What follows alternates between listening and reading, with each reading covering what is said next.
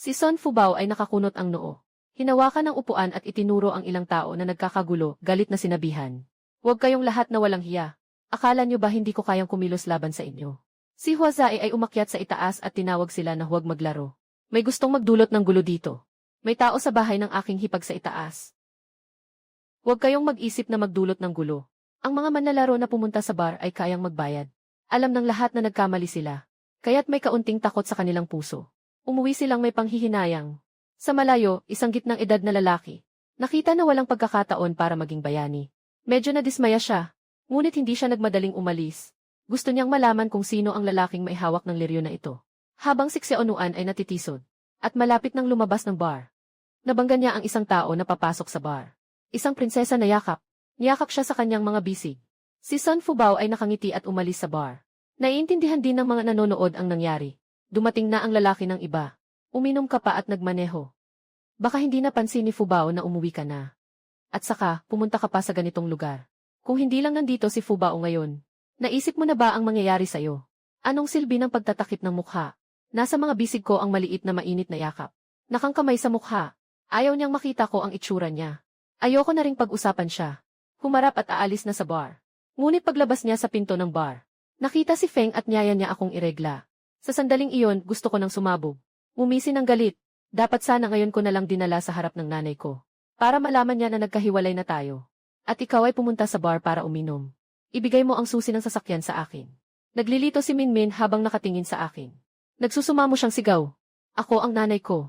Hindi ikaw ang nanay ko. Sasamahan kita pa uwi sa bahay ni mama mo. Wala akong susi sa bahay. Xiaonuan, hindi ka ba handa umuwi? Medyo naiinis na talaga ako. Xiaonuan, nakatago ka sa aking mga bisig. Parang isang batang nagkakasala. Di nagtagal. Naririnig ko ang kanyang mga hikbi. Wala na akong bahay, Xui. Binenta ng nanay ko ang bahay ko. Walang magagawa. Kaya't dinala ko na lang siya sa bahay na kamakailan ko lang inuupahan. Natulog ako mag-isa sa sofa buong magdamag. Paggising ko, sumakit ang buong katawan ko.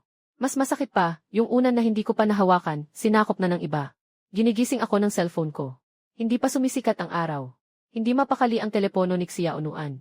Nang medyo gising na, kinuha niya ang telepono at sinagot. Agad na narinig niya ang boses ni Chen Nuan-Q na parang isang bodha na leon. Kasama pa ang magiliw na bati. Hihintayin ka, batang ito, pag uwi mo. Siguradong hubaran ka namin ng balat. Kakatwa, sinabi na huwag magpuyat at hindi pwedeng umuwi ng gabi. Nang unang araw pa lang, nagawa na agad. Makinig sa galit na sigaw ni Chen Nuan-Q matapos. Ako'y tahimik na nagsabi. Mama, ako si Xui. Nandito si Xiaonuan sa akin. Biglang nahang up ang tawag. Nakatitig ako ng malabo sa cellphone ko. Sa oras na yon, may isang text message na pumasok. Umalis kami ni Old Wing magbakasyon. Dito lang muna si Xiaonuan sa'yo. Nakatiwala rin ako. Tumawag ka pa sa akin. Gamit ang militar na boxing. Nakatitig ako sa cellphone na naguguluhan. Hindi man lang nag-aalala si Mami sa'yo. Parang wala namang kailangang ikabahala. Nakatira na tayo ng 3 taon. Noong ako'y nalilito, tahimik na lumapit si Xiaonuan sa likod ko. Naghahanap ng cellphone. Noong hindi pa tayo hiwalay. Hindi mo ako tinatanong kapag tinetest mo ang telepono ko. At kapag tumatawag ka kay Duzitong, hindi ka rin nagtatanong. Bakit simula nang maghiwalay tayo, nagsimula kang mag-check ng cellphone? Gusto mo bang tulungan kita? Tumingin ako kay Xiaonuan na hindi pa naghugas ng mukha. Pumikit at huminga ng malalim. Xiaonuan, kung uminom ka ulit, sasabihin ko talaga kay mama. Gutom na ako. Sinasadyang iwasan ni Xiaonuan ang usapan tungkol sa pag-inom. Kinuha ang cellphone. Binuksan ang blacklist ng cellphone sa harap ko. Nandoon ang numero ni Duzitang. Pagkatapos ay itinapon ang cellphone sa sofa. Tumayo at masayang naglakad papuntang banyo para maghugas. Tumingin sa likod ni Xiaonuan. Nakaramdam ako ng kakaiba. Hindi pa isang araw mula nang maghiwalay. Muling magkasama sa bahay. Naririnig ko ang ingay ni A sa banyo.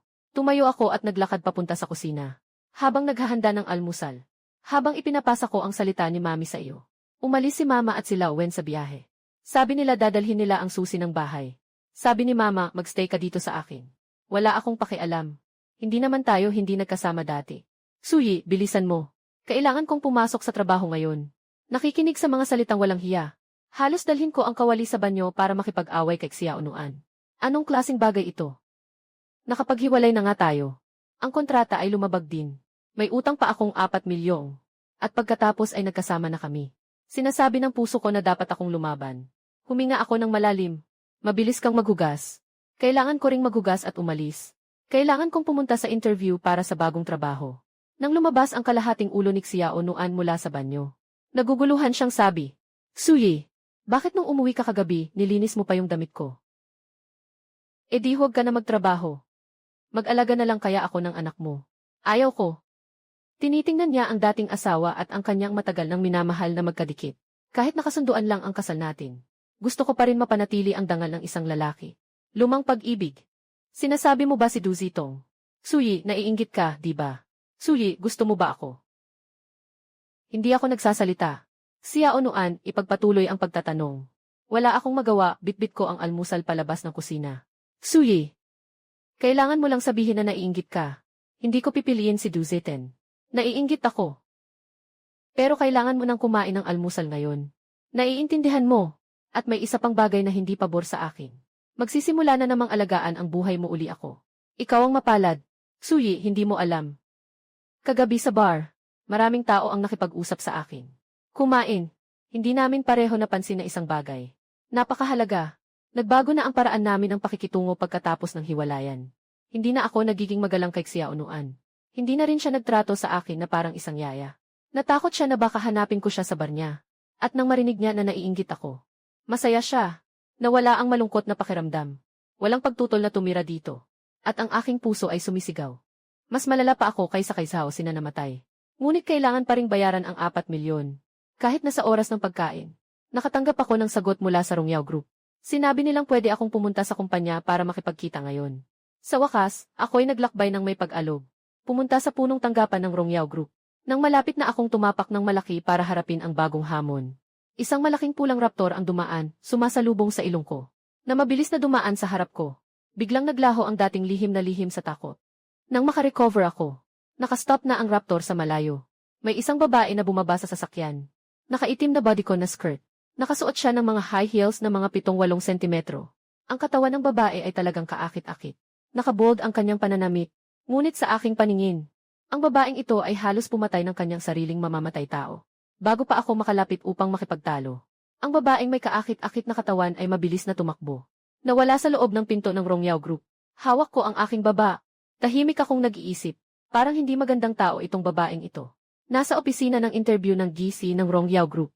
Naupo ako sa isang upuan. Sa harap ko ay 3 tagapanayam. 2 lalaki at 1 babae. Ganito ang pakiramdam. Naaalala ko.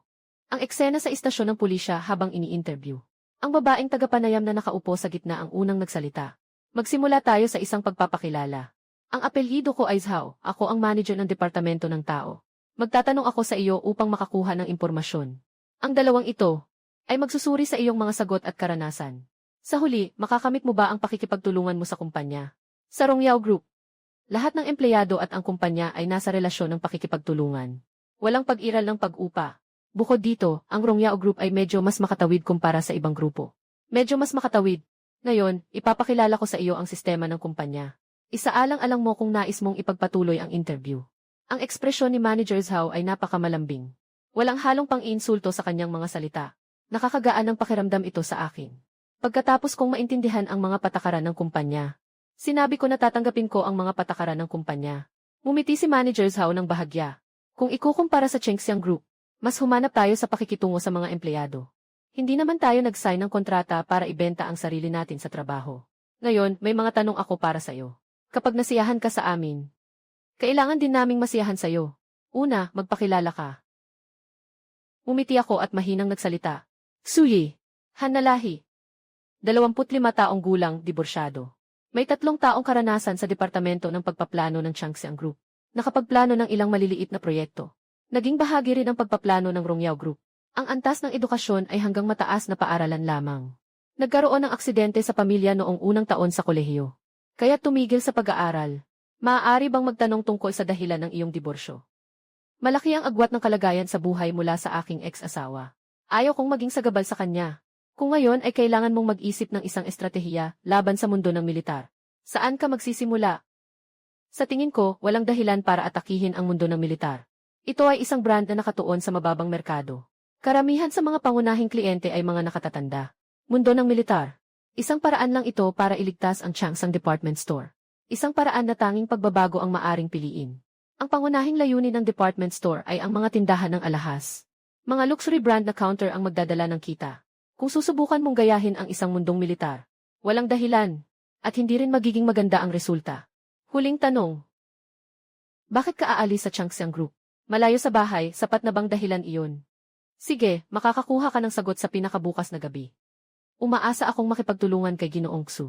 Nang lumabas ako ng silid, nasa isang kalituhan pa ako. Nang isang paa ko ay lumabas sa pinto. Bigla akong bumalik at nagtanong. Yung sasakyan sa ibaba, sa inyo ba iyon? Nang lumabas ang tanong na ito, medyo nahihiya ang mga mukha ng tatlo tagapanayam. Tumayo si Manager Zhao at nahihiyang nagsabi, hindi ka ba nasaktan, Ginoong Xu? Tama, ang sasakyan ay talagang pag-aari ng kumpanya. Ngunit, naiintindihan ko na. Hintayin kong makita ang may-ari ng sasakyan. Sasampalin ko siya ng 2 beses. Huwag niyo akong sisihin sa pagiging magaspang. Suot niya ang 8 sentimetrong mataas na takong. Halos mapabagsak niya ako. Umalis ako, naiwan ang 3 nag-interview na nagtitinginan. Hindi ko alam kung dapat bang itala ang huling sinabi niya.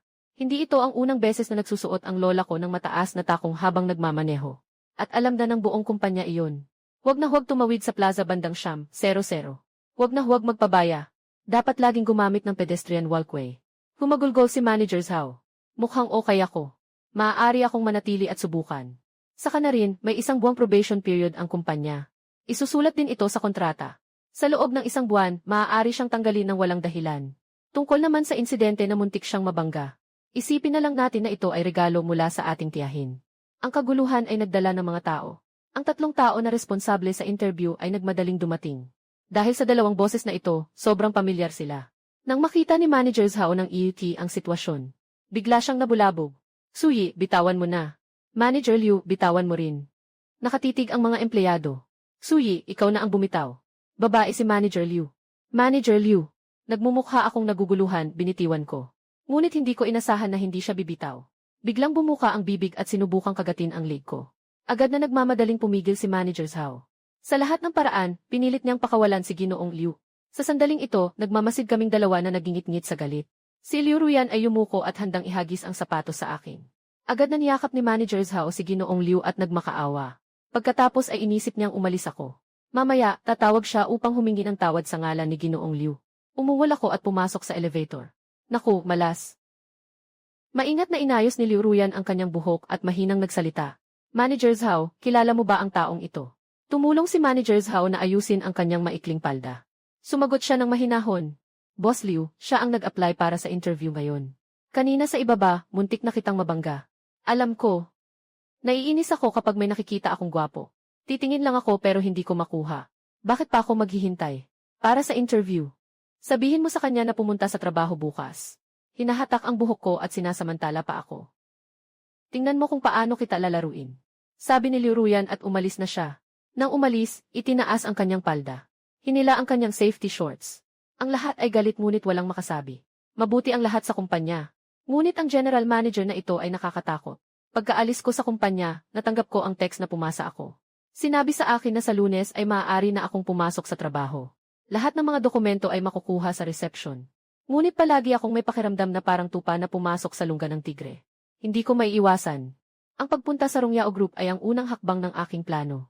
At ito rin ang pinakamahalagang hakbang. Dito lamang. Maaaring makahanap ng pagkakataon upang ipakita ang aking talento. At ang 3 taon ng buhay kasama si Xiaonuan. Sinira nito ang lahat ng magagandang pantasya ko tungkol sa mga babae. Bakit ang mga silid ng mga babaeng nakatira mag-isa ay sobrang gulo? Naalala ko si Xiaonuan. Tumawag ako sa biyenan ko. Tinatanong kung kailan babalik ang mag-asawa. Tumawag na. Hello, Xiaoyi. Naglalaro ng mahjong ang nanay mo. Nandito kami sa sanya. Naririnig ang tunog ng mahjong machine sa telepono. Pakiramdam ko tumaas ang presyon ko. Walang kwenta ang dahilan.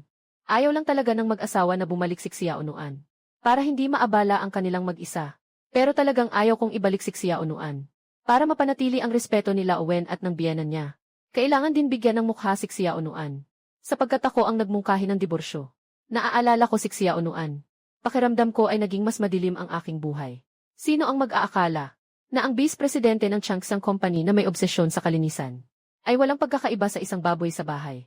Itong dalagang ito, naiintindihan ko na kung ano ang ibig sabihin ng hindi humahawak ng tubig sa tagsibol. Sobrang dami ng sinasabi, luha na lang ang natitira. Sa isang marangyang villa, Si Chen Nuan-kyu ay bumaba na mula sa mesa ng mahjong. Ang dahilan ng pag-alis ay upang ayusin ang mga sinabi ni Lao Wen. Si Lao Wen, na nakasuot ng kaswal na damit, ay nakakunot ang noo, na mailungkot sa kanyang mukha.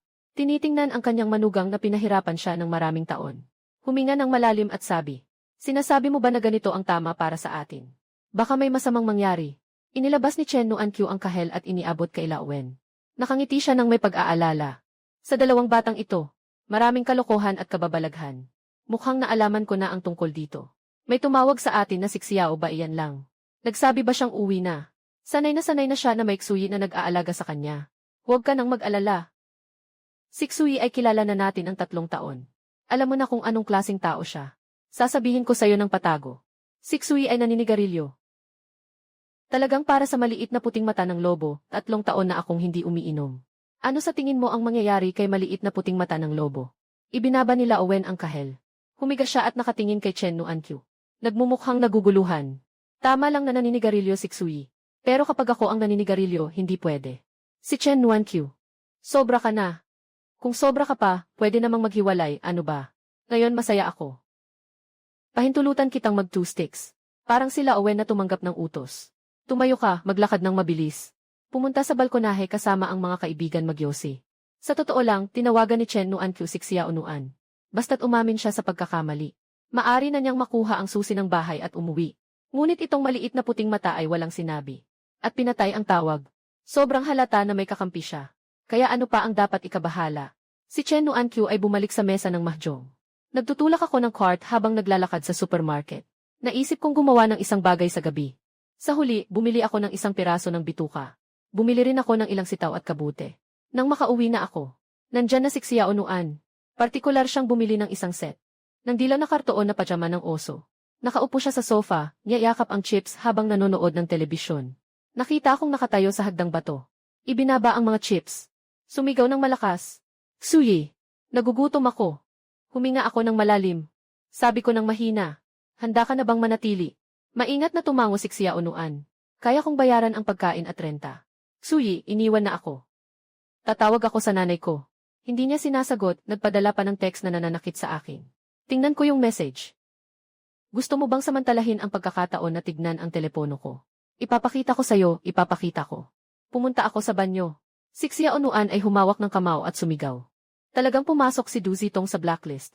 Walang dahilan. Ayaw lang ni Xiao Nuan na magdulot ng stress ang taong iyon sa kanya. Gusto ng mga banyagang babae. Hindi pa nga siya nag-aalaga. Habang naguhugas ako ng gulay, si Xiao Nuan pumasok sa kusina. Nakangisi habang nakatapak ang kamay, tinitingnan ang mga sangkap sa lababo. Nang tahimik na sabi, "Lahat ito ang paborito kong kainin. Hindi ka ba natatakot na baka hindi na ako makabalik ngayon?" Tuloy lang sa seryosong paghugas ng gulay, hindi pa umiikot ang ulo. Nang tahimik na sagot, "Hindi mo ba ayaw sa amoy sa kusina? Bakit ka pumasok nang hindi pinapaalam?" "Hindi ako mapili sa pagkain. Kahit hindi ka umuwi, kakain pa rin ako." "Ay, Xui, nagbago ka na. Totoo, ang mga lalaki talaga ay pabago-bago. Ang paghihiwalay ay para sa anak. Bakit ang lamig mo sa akin? Huwag mong kalimutan na si ate pa rin ang may utang sa'yo. Magbayad, magbayad. Hindi ka mapili kumain. Bakit hindi ka bumili ng alimango? Palagi namang si Xiao Nuan ang bumibili ng nakahanda na para kainin. Sa mga taong kasal na kami, minsan lang kami nag-away.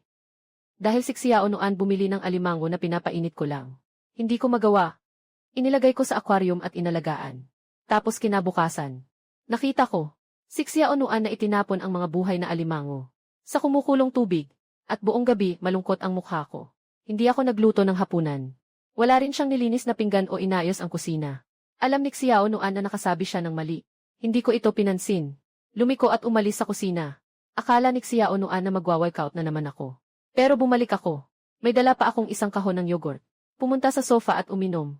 "Huwag mo akong istorbohin dito." Ako pagkatapos ng hiwalayan. Hindi ako magpapakita ng paggalang kay Xiao Nuan. Wala rin sa ugat ko ang magpanggap na mabait sa babae. Pantay-pantay ang tao. Walang mataas o mababa. Kahit na ikaw ang may utang ngayon. Hindi pa rin umalis si Xiao Nuan. Hindi niya alam. Nung sinasabi nilang nagbago na ako, na nagbago na rin siya. Siguro nagbago na ang relasyon namin. Hindi na kami mag-asawa. Dapat lagyan pa ng maraming sili ang dinuguan para mas masarap. Nung 2:00 ng madaling araw, halos masakit na ang ulo ko sa sakit. Pumunta sa ospital at nagpasikot-sikot buong magdamag. Iyon ay sa 2nd taon pagkatapos ng kasal. Noong taglamig, Si Xiaonuan ay sumigaw na gusto ng nilagang isda, na may pinakamasarap na maanghang. At pagkatapos ay sa kalaliman ng gabi, si Xiaonuan ay dinala sa ospital. Ang diagnosis ng doktor ay intestinal spasm. Hindi umubra ang gamot para sa spasms. Hindi rin umubra ang AA drip. Sa huli, wala na akong magagawa. Kailangan ko lang paulit-ulit na pakainin si Small Worm ng tubig. Ibinantay ko siya buong magdamag sa tabi ng kama. Nasa kama si Small Worm. Nag-iingay siya buong magdamag. Dahil nakakaabala siya sa pagtulog ng iba. Halos makipag-away na ako sa ospital. Naalala rin ni Small Worm ang nangyari. Dati akala ko ay nararapat lang. Ngayon, sa pag-iisip, siguro ay maliit na kaligayahan din ito. Sa katunayan, kasunduan lang naman ito sa kasal. Kaya bawasan mo na lang ng kaunti. Dagdagan mo ng kaunti ang init. May sabaw ba? Sabaw ng itlog. Bini-bini, kung wala kang problema, maari mo bang tulungan akong dalhin ang mga pinggan? Sige, Ginoong Xu. Nang umalis si Xiaonuan sa kusina, hindi ko maiwasang umiti. 3 ulam at 1 sabaw sa hapunan. Kung hindi dahil kay Xiaonuan, maaaring hindi ako magluto. Sa hapagkainan, hindi kami nag-usap ni Xiaonuan. Tahimik kaming kumain, para bang bumalik sa buhay namin noong 3 taon. Pagkatapos kumain, inayos ko ang mga plato at kubyertos. Si Xiaonuan ay kusang loob na tumulong at naghugas ng mga plato. Bumalik ako sa harap ng sofa. Naghuhugot ng laptop para mag-aral. Dumating si Xiaonuan. Nasuot na ng kaswal na damit. Gusto mo bang bumaba si Gonggong Su para maglakad-lakad? Bibigyan kita ng pagkakataon na magbantay ng bulaklak. Ayaw ko. Suyi. Ayaw ko. Gusto kong manood ng ilang bagay. Si Xiaonuan ay nagmamadali. Humigop ako ng malalim. Pagkatapos ay umiti siya sa akin na parang bulaklak. Sa isang malambing na tinig ay tinawag niya ako. Kuya Xu. Gusto kong bumaba at maglakad-lakad pagkatapos kumain. Tumahimik ka. Straight male cancer. Hindi ko ito kinaya. Yung maliit na worm ay maihalong mahika sa ulap na ito, parang may magic na nakakatago sa armor. Itinaas ang kamay, sumuko ka na. Baba. Bumaba sa ibaba. Maganda si worm kahit walang makeup. Dagdag pa ang kanyang kahanga-hangang taas. Mahahaba niyang mga binti. Kung saan siya magpunta, laging tanawin ang nakikita. Nasa tabi niya ako. Gwapo. Isang magandang peres. Agad na naging sentro ng atensyon sa komunidad. Nakahatak ng maraming tingin. Pumunta sa basketball court. Sumigaw si Xiaonuan na hindi na makagalaw. Kailangan pumunta sa supermarket para bumili ng tubig. Ano ang iinumin? Tumingin ako sa supermarket. Tumingin din ako sa bahay namin. Pagkatapos ay umiling ako at sinabi, uminom na lang sa bahay. Murmur ni Xiaonuan. May sir. Sa huli, mabilis siyang tumakbo papunta sa supermarket. Saan pa ba ang hindi makagalaw? Nakatayo ako sa aking lugar at nakatingin sa basketball court. Naisip ko kung dapat ba akong maglaro. Mag-ehersisyo. Saktong-sakto. Sa mga sandaling iyon, may isang batang nasa 20 ang nasprain ang paa. Nabawasan ng isang tao ang laro ng basketball. Lahat ng mata ay nakatuon sa akin. May isang tao ang nagtatanong kung pwede siyang pumasok sandali. May darating na papalit mamaya. Matagal na akong hindi naglalaro ng basketball. Medyo hindi nasanay ang mga kamay ko. Nang hindi ko mahawakan ang 2 pasa, napagsabihan ako. Bilang isang mayabang, hindi ko kayang umalis ng ganito. Inalis ko ang jacket at bumalik sa laro. Pagkatapos mahawakan ang bola, hindi ako nagmadali sa pag-atake. Hinahanap ang pakiramdam. Kasabay ng pagdaloy ng pawis. Lalong gumaganda ang pakiramdam. Layup, 3-point shot, steal, assist. Maliban sa rebound, nasa pinakamahusay na kalagayan na ako. Habang medyo nagmamayabang ako. Biglang nagbago ang estilo ng mga batang lalaki sa court. Parang lahat sila ay tinamaan ng sigla. Bilis na bumilis. At nagkaroon pa ng slam dunk. Habang naguguluhan ako, nakita ko ang batang nasugatan. Na nakatitig ng tuwid sa labas ng court. Lumiko ako at tumingin. At nakita kong bumalik si Xiaonuan. Nakaupo sa upuan, hawak ang telepono, kausap. Hindi kailangan ng asawa ko ng serbisyo sa bahay. Hindi siya kumakain ng merienda. Si Xiaonuan ay maihalong pagkalito at seryoso. Ang malambing na boses sa telepono ay malambing ding umaalingaw-ngaw. Ay naku, ate. Nagkamali ka dyan. Anong lalaki ang hindi nanliligaw? Mas mabango ang bulaklak sa gubat kaysa sa bulaklak sa bahay. Hindi naman siya kumakain ng bulaklak sa gubat. Nakakainis. Tahimik ang kausap. Parang nasaktan ang kanyang pagmamataas sa sinabi. Narinig kong humihinga ng malalim ang kausap para mag-adjust. Huwag kang matakot, ate. Ate, akitin ko siya. Tita, ang confident mo talaga. Ang asawa ko, gusto lang ng mahabang binti. Sa saktong lang, 1.72 metro ako. Tita, ikaw naman. Lampas na ba sa 1.7? Tinawag na yung telepono. Tapos na rin ang laro. Sa huling sandali.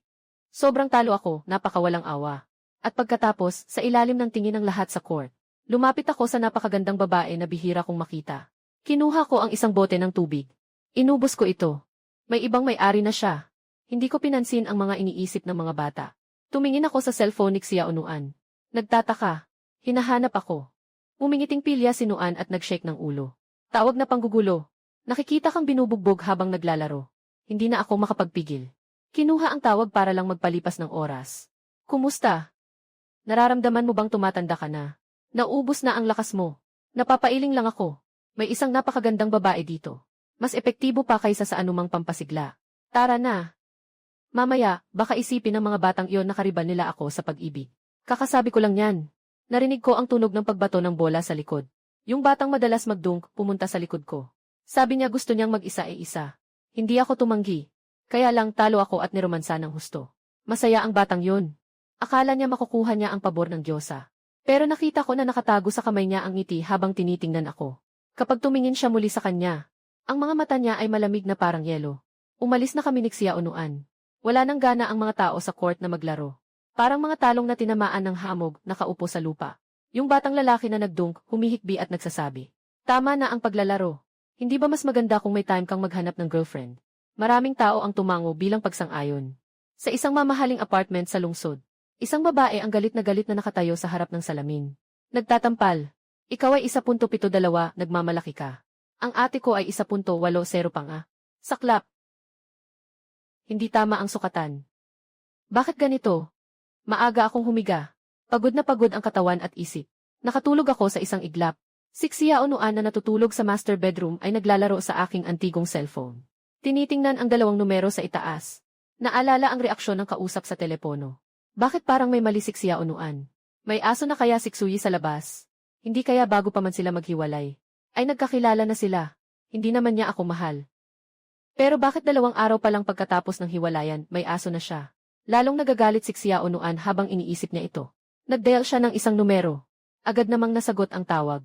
Kanina, ang mukha ni Xia Unuan ay hindi maganda. Ngunit bigla siyang parang nagbago ng tao. Nakapikit ang mga mata at mumiti. Ginoong Lee. Pasensya na sa pagkaabala sa iyo ng ganitong oras. Hindi ka pa natutulog, di ba? Tawag mula sa vice-presidente ng kumpanya. Paano naman ako makakapagsabing natutulog na? Sabi ng kabilang panig. Hindi pa natutulog. Ngumiti si Xia Unuan at nagpatuloy. Narinig ko na ilang araw na ang nakalipas. Tinanggihan ang iyong aplikasyon para sa bakasyon. May problema ba sa pamilya? Ganun ba? Bukas ay Sabado. Kasama ang Linggo, makakapagpahinga ka pa ng 2 araw. Sapat ba iyon? Sapat na, sapat na. Sapat na, sapat na. Kaya bukas, pumunta ka sa opisina at ipaalam ang mga bagay na nasa kamay mo. Sa oras na iyon, bibigyan kita ng perma. Nag-usap kami ng kaunti. Pumasok na si Xia Unuan sa pangunahing paksa. Ginoong Lee. Narinig ko mula sa kumpanya na ang asawa mo ay nagtatrabaho sa komunikasyon. Mayroon akong isang numero dito. Maaari mo bang tulungan akong suriin ito? Walang pagmamadali, walang pagmamadali. Sabihin mo na lang sa akin kapag may oras ka. Tingnan lang kung sino ang nakarehistro sa theft card. Pagkatapos ng tawag, muling bumalik ang itsura ni Xia Unuan sa dati nitong anyo. Mga kalahating oras ang lumipas. Bumalik si Supervisor Lee. Dahil sa bakasyon. Sa kalagitnaan ng gabi, dinala niya ang asawa niya sa kumpanya. Para hanapin ang may-ari ng numero. Sayang, mataas ang antas ng permiso sa numero. Hindi nila ito nahanap. Nang may kaba, ikinuwento ni Supervisor Lee kay Vice President Wen ang tungkol sa bagay na iyon. Pinayagan pa rin ang kanyang bakasyon. Pero kasama na ang weekend, 4 na araw lang. Naupo si Xia Unuan sa kama. Tahimik na nagmumumog habang tinitingnan ang cellphone. Isa pa ring high-level user ang numero ng poker. Maayos ang 2 araw ng weekend. Bumalik si Xia Unuan sa ugali noong kasal siya. Isarado sa kwarto. Abala sa trabaho. Ang komite ay nag-utos ng ilang kumpanya na mag-bid para sa isang lupa. Isang luma ng komunidad, Makbeksi. Ang mga tao sa Departamento ng Pamumuhunan at Panganib ay palaging nalulugi, Makboksi. Natatakot si Xia Unuan na. Mapilit na ipasa ng komite ang lupa sa kumpanya. Ayokong na lang makisali kay Xia Unuan. Naghahanap ng mga kailangang dokumento sa unang palapag. Magpa-practice ulit mamayang hapon para sa katawan. Pero wala nang naglalaro ng bola sa akin. Ilang kabataang naglalaro ng bola. Pakiramdam ko lagi akong nagpapakita lang. Para sa akin, ang mga nakaraang araw ay parang taon. Bawat minutong dumaan ay di ko pwedeng sayangin. Ang utang na 4 milyon bawat taon ay nagpapahirap sa aking paghinga. At the same time, it also makes me feel excited. Lunes ng umaga. Mabilis na kumain si Xia Unuan at umalis na papuntang trabaho. Nang umalis siya, tinanong ako kung kailangan ko ng sakay. Umiling ako. Hindi ito sa daan. Mukhang nakakalimutan na talaga ng biyenan. Na ang magandang anak na ito. Walang isang tawag man lang. At ni hindi man lang tumawag si Xiao noon nitong mga nakaraang araw. Medyo nalilito na ako. Kung hindi man tumawag ang biyenan, ayos lang. Yung nasa abroad na yon, ni isang tawag hindi rin niya tinawagan. Talagang ni blacklist siya ni Xiao noon. Anong kalokohan na naman ang ginagawa nitong babae? Hindi niya alam na sa kabilang dulo ng dagat. Isang lalaking lalaki na walang pag-asa ang nakahiga sa kama, nakatungo. Hindi rin niya maintindihan kung anong ginagawa ni Xiao noon. Paano man lang niya na blacklist na. Tumawag sa assistant. Ang sagot ay, pumunta si Xiao noon at ang maliit nilang mag-asawa para mag-honeymoon. Halos mapatay si Du Zitong sa galit. Kapag nakabalik na sa bansa, siguradong unahin niyang ayusin si Xui.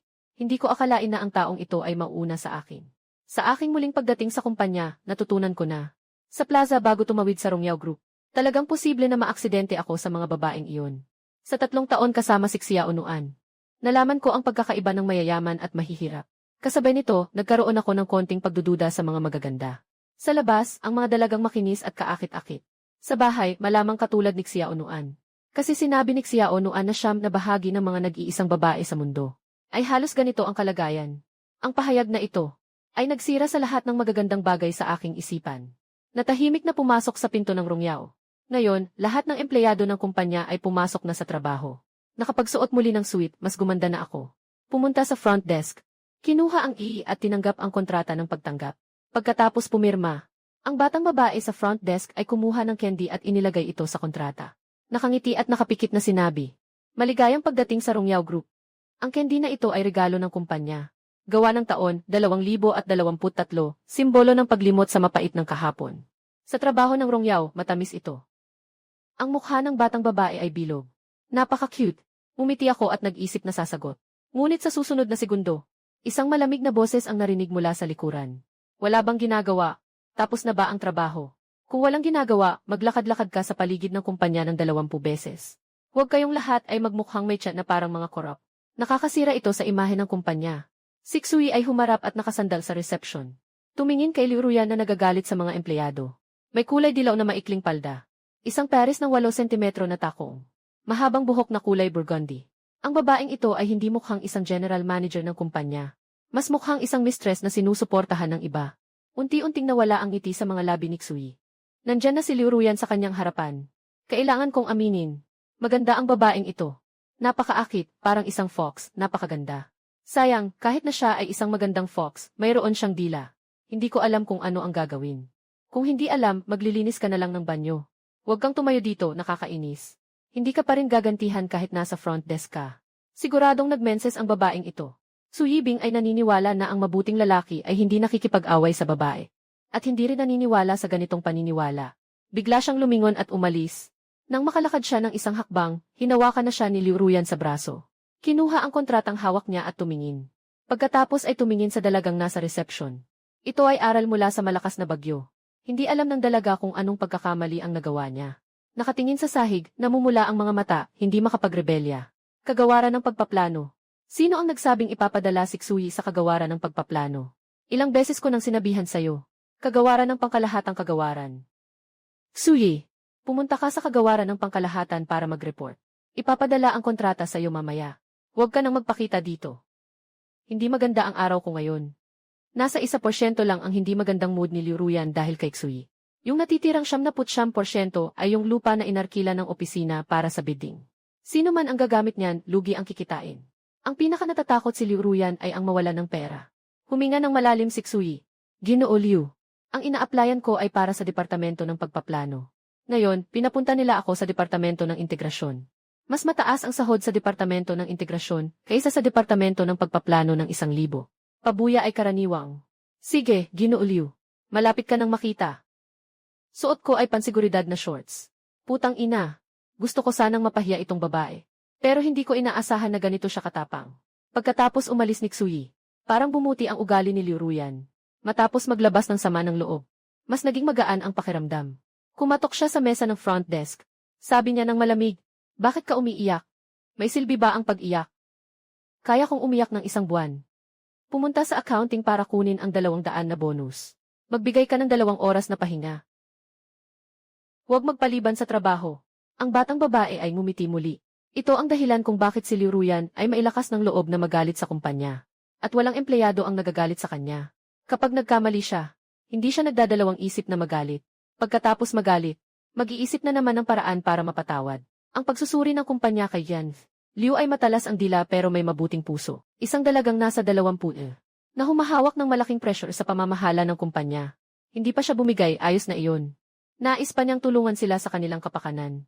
Nang pumasok si Liu Ruyan sa elevator, bumuntong ng hininga, dapat ayusin ang mga gawain.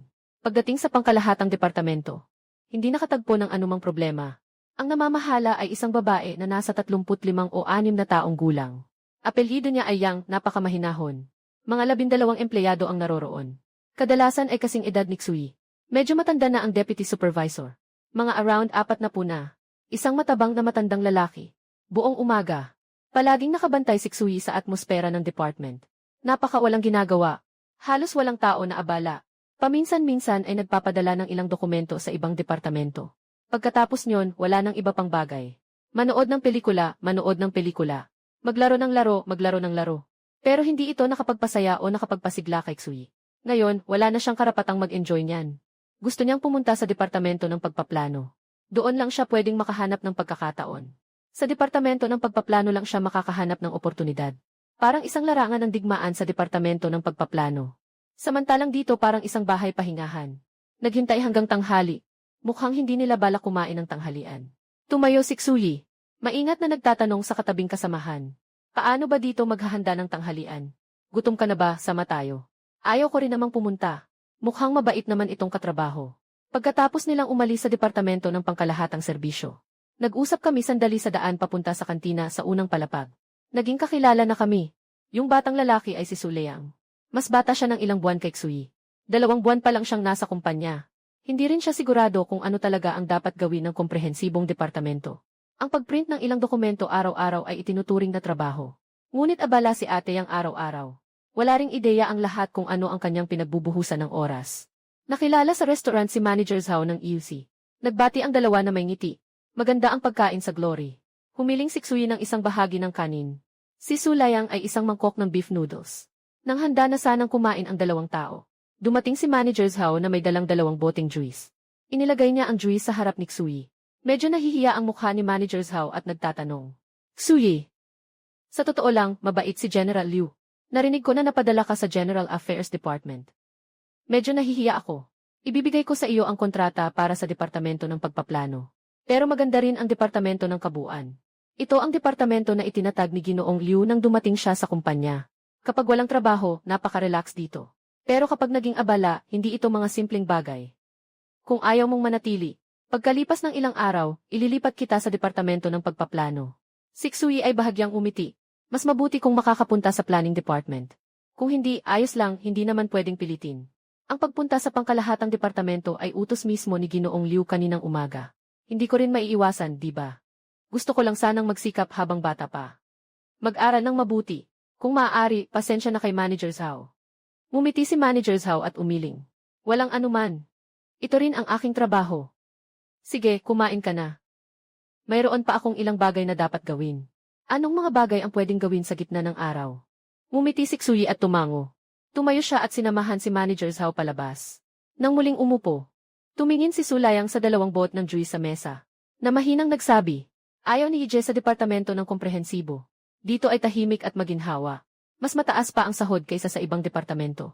Bakit pa siya maghihirap sa Planning Department? Kung hindi mo sasabihin, parang hindi ko tinanong. Wala naman akong interes dito. Gusto ko lang malaman kung anong hindi pagkakaintindihan ni Yije at ni Liu Zong. Hihi! Nung bagong pasok ako sa kumpanya, hindi ako pamilyar. Halos mabangga ako ni Liu Zong. Noon, hindi ko pa kilala si Liu Zong. Nag-away kami ng matindi. Pagkatapos ng usapan, nagbago ang mukha ni Sulayang. Bahagyang umusog pasulong. Sabi niya ng mahina. Ilang araw na ang nakalipas, may nakipag-away kay Ginoong Liu sa pintuan ng elevator. Narinig kong hinablot pa ang buhok ni Ginoong Liu. Hindi ka ba si Ije? Kung ang tinutukoy mo ay ang nangyari noong Biyernes, dapat ako nga iyon, walang duda. Huwag nang magsismis. Kain na tayo. Si Brother E talaga ang tunay na bayani. Pagkatapos ni Sulayang magdagdag, humarap siya at kumain ng noodles. Sa itsura niya, parang hindi siya alintana na madamay. Di rin namin alam kung masasabi naming walang pakialam siya. Mas madaling makisama ang tao. Ngunit hindi na makangiti si Xui. Bigla siyang nakaisip. Kanina, si Manager Zhao ng Iki ay dumaan. Baka tumutulong siya kay General Liu na magtanong. Kung ganon, delikado na. Hindi pa payagan ni Liu Ruyan na makapasok siya sa planning department. Nakakalungkot. Sa totoo lang, hindi nagkamali si Xui sa isang bagay. Umalis si Manager Zhao mula sa restaurant. Mabilis na nagtungo sa ika-14 na palapag sa opisina ng General Manager. Nakatayo sa labas, huminga ng malalim. Pumasok sa pinto. Hindi man lang nakapagsalita ng kahit isang salita. Isang folder ang ibinato sa kanya. Dumaan sa tabi ng baywang ni Manager Zhao. Natakot si Manager Zhao na nakatayo sa kanyang lugar at hindi makagalaw. May galit sa mga mata ni Liu Ruyan. Nagsalita siya ng may ngit-ngit. Ang departamento ng pagpaplano ay nag-alaga ng isang grupo ng mga walang silbi. Ito ang ibinigay nilang plano. Akala nila lahat ay bobo. Basta't ang proyektong ito ay nakatalaga sa atin.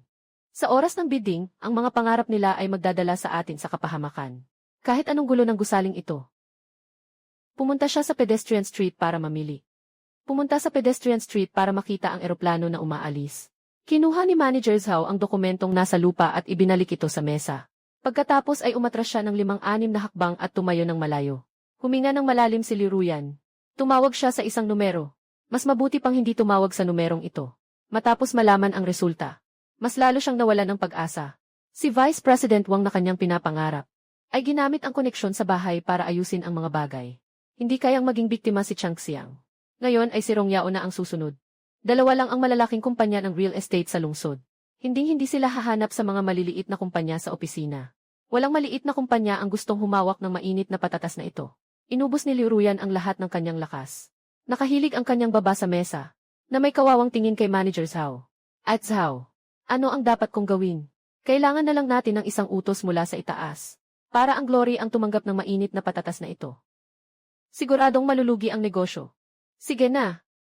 Walang silbi ang magtanong sayo. Mumiti si Manager Zhao ng may kahihiyan. Nakatukod ang ulo, mahinang nagsabi. Boss Liu. Hindi ito ang aking forte sa proyekto at pagpaplano. Dapat mong tanungin si Vice President Kang Dao. Gusto niyang bumaba na ako agad. Tama nga. Ano na ang nangyari sa tinanong mo tungkol kay Xui? Dinala na siya sa komprehensibong departamento. May konting guilt pa rin ako sa isip ko. Parang wala nang lakas si Liu Ruyan. Masyado nang mahina ang boses niya. Naalala ni Manager Zhao ang hitsura ni Xui kanina. Mahinang sumagot. Sinuri ko ang tungkol sa taong ito. Peke ang kanyang diploma. Nakapasok sa Changxiang Group. Hindi umabot ng 1 taon. Naging medyo sikat siya sa planning department ng Changxiang. Mukhang naging personal na consultant siya para sa isang tao. Gusto pa rin niyang pumunta sa planning department. Pero hindi masyadong matindi. Mayroong kasinungalingan sa kanyang edad. Departamento ng pagpaplano. Gusto ko na ngayong sunugin ang departamento ng pagpaplano. Ay! Naiintindihan niya ang pagpaplano. Parang may alam siya sa usapan sa interview. Nakuha na. Sige, magtrabaho ka na. Sabihin mo kay Xiao Yangjia. Pakiusap, ipaalam mo sa mga tao sa planning department. Gumawa ng isa pang proposal at dalhin ito. Maging maaga rin ang proyekto sa pagbibigay ng sagot sa akin. Kung hindi nila magagawa, wag na silang umuwi. Tandaan mong ihanda ang hapunan para sa kanila. Tumango si Manager Zhao bilang pagsang-ayon. Naglakad na may maliliit na hakbang palabas ng opisina ng pangkalahatang manager. Si Xui na handang magpahinga ng kaunti pagkatapos kumain, ay nagising sa isang malinaw na tunog. Itinaas ang kanyang ulo at tumingin sa isang batang babae na nakasuot ng propesyonal na damit, na masiglang pumasok sa departamento. Mukhang pamilyar siya sa lahat dito. Ang mga naglalaro ay nagsara ng kanilang laro. Mayroon ding mga kasamang babae na naglabas ng merienda. Sayang, hindi nagtagal yung walang magawa na batang babae. Bigla siyang natakot sa isang hininga ni Yang Jai. Kaya't nagsitigil siya sa takot. Yakap ang braso ni Yang Lan, ang direktor ng departamento. Mahigpit na tinawag siya ng may pagmamahal. Ek, may pagkainis din si Yang Lan sa kapatid na ito. Walang magawa. Bakit hindi ka kay Boss Liu? Bakit ka palihim na pumunta dito sa akin? Mag-ingat ka, baka pagalitan ka ni Boss Liu. Sumimangot si Xiao Yangjia at tumutol. Hindi naman ako palihim na pumunta. Hindi ako pagsasabihan ni Boss Liu. Tutulungan ko pa nga siyang itaboy ang mga langaw na iyon. Sino si Xui? Sinabi ni Ginoong Liu na hanapin ko siya. Nang marinig ang salitang ito, lahat ng tingin ng mga tao ay napunta kay Xui. Nanginginig ang sulok ng mata ni Xui.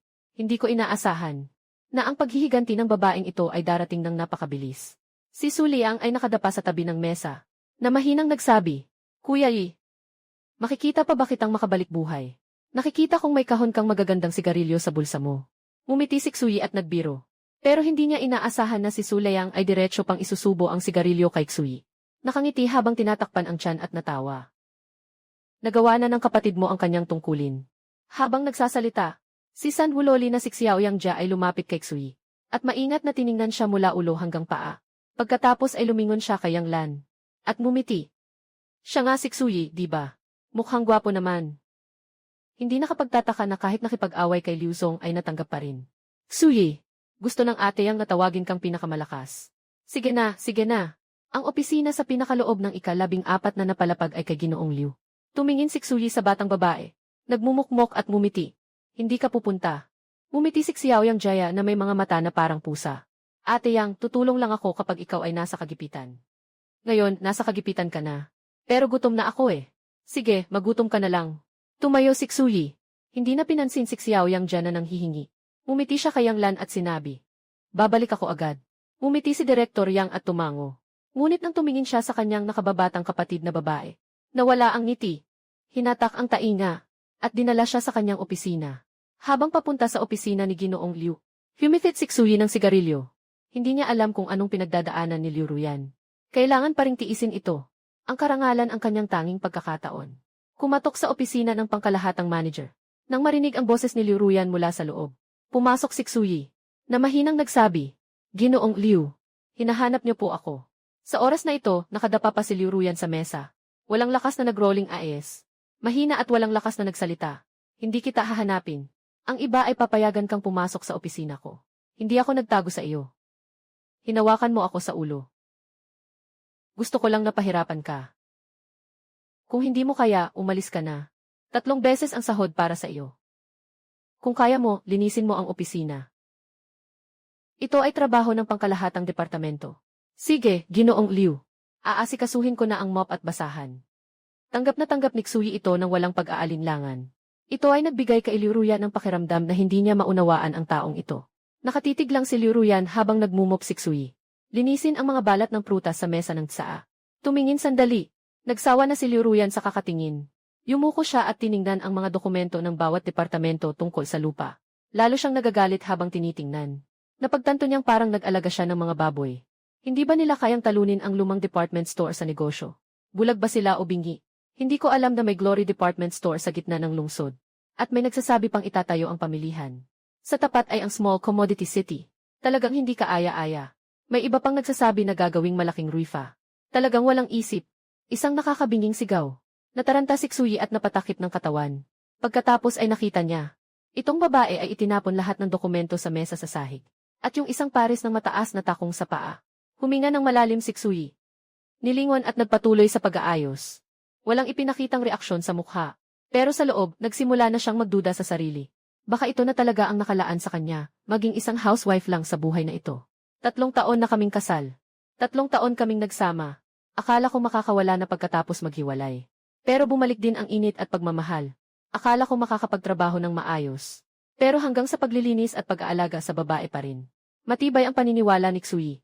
Siguradong maraming babae ang nasaktan niya sa nakaraang buhay. Ayusin ang mga dokumento. Ibalik sa mesa. Biglang itulak ni Liu Ruyan pababa sa lupa. Huminga ng malalim si Xui. Muling kinuha. Ngunit muling itinulak ni Liu Ruyan pababa. Nagalit ng sobra si Liu Ruyan. Hindi na pinansin ni Xui. Lahat ng dokumento itinapon sa basurahan. Kasama pa ang isang pares ng sapatos ni Liu Ruyan. Pagkatapos nagsimula ng magwalis. Xui, may sakit ka ba? Itinapon mo pa ang sapatos ko. Dala mo ako pa uwi. Hindi ka makakayakap. Ang departamento ng pangkalahatang kasunduan ang may responsibilidad na dalhin ang general manager pa uwi. Naghahanap ng mga walang silbi. Ang walang silbi ay hindi kasama ako. Xui, akala mo hindi kita alisin. Akala ni Liu Zong na nag-a-apply ako bilang katulong. Kahit ang putik ay may konting galit. At saka, si Xui ay talagang immune sa mga magaganda. Lahat ng ito ay dahil kay Wen Nuan. Ginoong Wen. Galit na galit si Liu Ruyan, humihingang malalim. Halos madayal na ang numero sa kanyang telepono. Sa puntong tatawagan na niya ang EC. Patuloy ang pag-angat ng kanyang makapal na badge. Sayang, nakatayo si Xui paharap sa kanya. Hindi niya makikita ang malakas na alon ng emosyon. Kung nakita lang niya, magiging malungkot si Xui para kay Wen Nuan. Bakit ang layo ng agwat na ito? Nagtapos ng kalahating oras sa paglilinis ng opisina. Nang maghanda ng mag-alis ng basura, tanong niya, Gong Liu, dapat bang itapon ang mga planong ito? Babalik ba ako sa pangkalahatang departamento? Saan ka man pumunta, dun ka. Nakakainis ka lang kapag tinitingnan ka. Hindi masaya na sumagot si Liu Ruyan. Nang lumabas si Xuyi mula sa opisina, biglang nagmura si Liu Ruyan. Xuyi, ikaw na walang hiya. Ibalik mo sa akin ang sapatos ko. Nagtaka si Xuyi ng kaunti, habang nakatingin sa sapatos sa basurahan.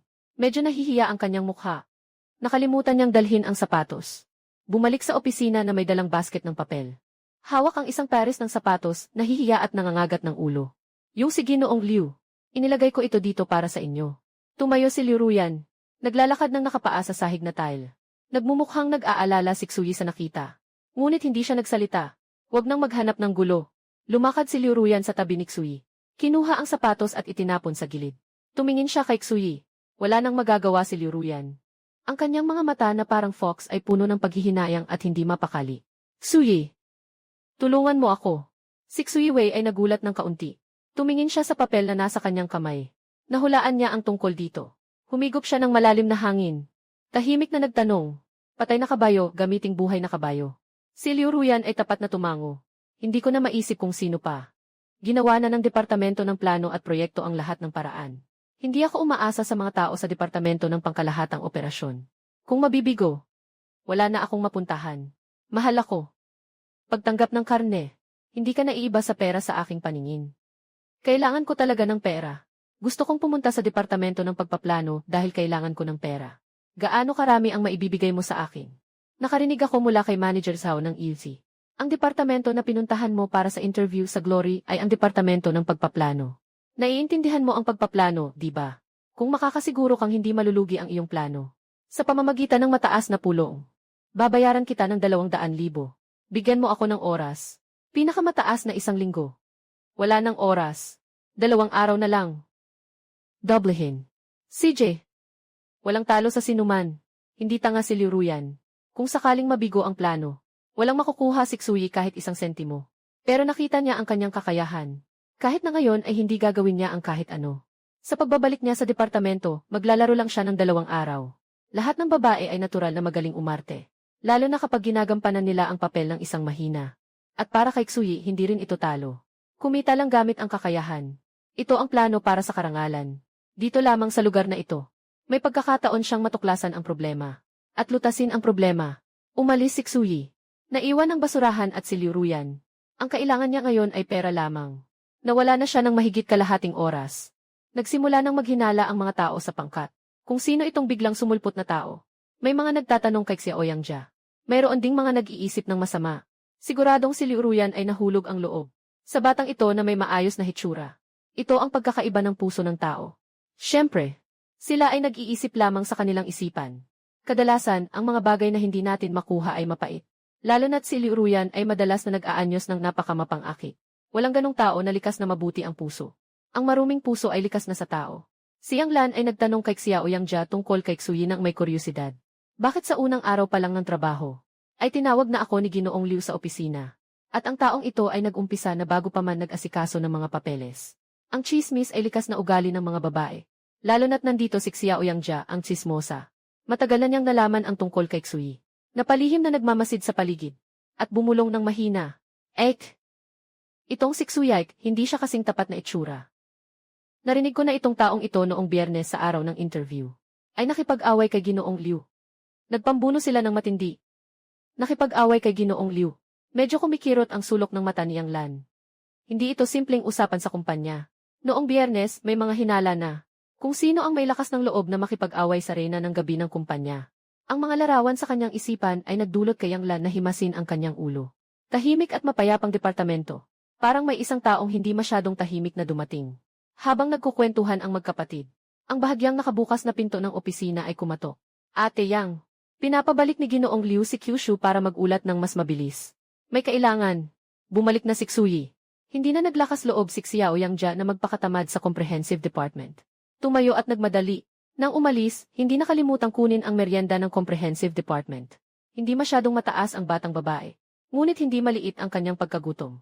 Pagkatapos, naalala ni Xuyi ang mainit na pakiramdam. Nangyakap ang merienda habang nasa sofa. Ang pinakaayaw niya ay may tao sa kama. O nakaupo sa sofa na kumakain ng merienda. Na nagkalat sa sahig. Nakaupo sa upuan na nakatungo. Parang naalala niya na kailangan niyang hanapin si Liu Ruyan para sa impormasyon. Baka kailangan niyang bumalik pa. Naalala ko ang bibig ni Liu Ruyan. Natatakot si Xuyi. Mas maganda mamaya na lang. Hintayin mong matapos si Xiao Yang Jaya at siya ang humingi sa kanya. Kung talagang hindi pwede, pumunta ka na lang kay Yang Jaya na maamo at maganda ang pakikitungo. Habang nag-iisip si Xuyi, hinila ni Sulayang ang upuan papunta sa tabi ni Xuyi at tahimik na nagtanong. Yeje, maayos pa rin ba ang biyahe? Hinahanap ka ni Ginoo Liu para maghiganti sa Biyernes. Si Xuyi ay humawak ng kamay. Hinawakan niya ang ulo ni Suliang at nagtawanan, nagmura. Bakit mas tsismosa ka pa kaysa sa babae? Tama ka talaga. Si Ginoo Liu ay naghahanap sa akin para maghiganti. Ayusin ang opisina at linisin ito. Tapos ay nagbigay ng maraming trabaho. Kung alam ko lang na siya ang boss, hindi naman pwedeng makialam ang mga kaibigan, di ba? Ayos lang, Yije. Huwag kang magmukhang mabait pagkatapos makakuha ng pabor. Bagamat medyo mainitin ang ulo ni Manager Liu. Siya ay talagang isang diyosa. Maraming tao ang mas gustong mapagsabihan. Gusto ko rin sanang makita si Ginoong Liu ng isang beses pa. Sa susunod, ayaw mong pumunta ako. Mukha ni Sulayang ay nakangisi. Nakatingin si Xuyi ng may ningning sa mata kay Sulayang. Seryosong sabi. Sabi mo na walang pag-aatubili. Sabi nila si Ginoong Liu ngayon ay nakasuot ng maikling palda at mataas na takong. Maihilig ka pa rin yan. Mas gusto ko pang maipasok sa palo. Yung nakakaloko na mukha ni Sulayang. Kaya't si Xuyi ay napailing. Yung babaeng nakaupo sa harapan nila. Dahan-dahang nananawing na isang pervert. Kaya't si Sulayang ay iniwan si Xuyi. At nakipag-usap sa batang babae tungkol sa pervert at pag-ibig. Yung sobrang lapit na ugali niya ay nakakagaan ng pakiramdam kay Xuyi. Masaya na hindi siya nakakapagod makipagkaibigan. Wala rin siyang planong makipag-intriga sa iba. Biglang narinig ang malakas na hakbang sa pintuan. Bumalik si Xiao Yang Jaya. Hawak ang mahigit sa 20 folder. Nang makita ng mga tauhan sa departamento ng kabayo na may pagkakataon silang magpasikat kay Xiao Yang Jaya. Agad silang lumapit at tumulong. Isa-isa silang tinataboy. Ako pa rin ang bata. Huwag niyo akong samantalahin. Habang nagsasalita, may hawak na isang bungkos ng mga dokumento. Lumapit kay Xuyi. Binato sa mesa ng malakas. Madali siyang pumunta sa departamento ng pangkalahatang serbisyo para magpasikat. Mahilig magpasaya. Xuyi, huwag mong isama ang sarili mo sa kanya. Kaya pala magkapatid sila.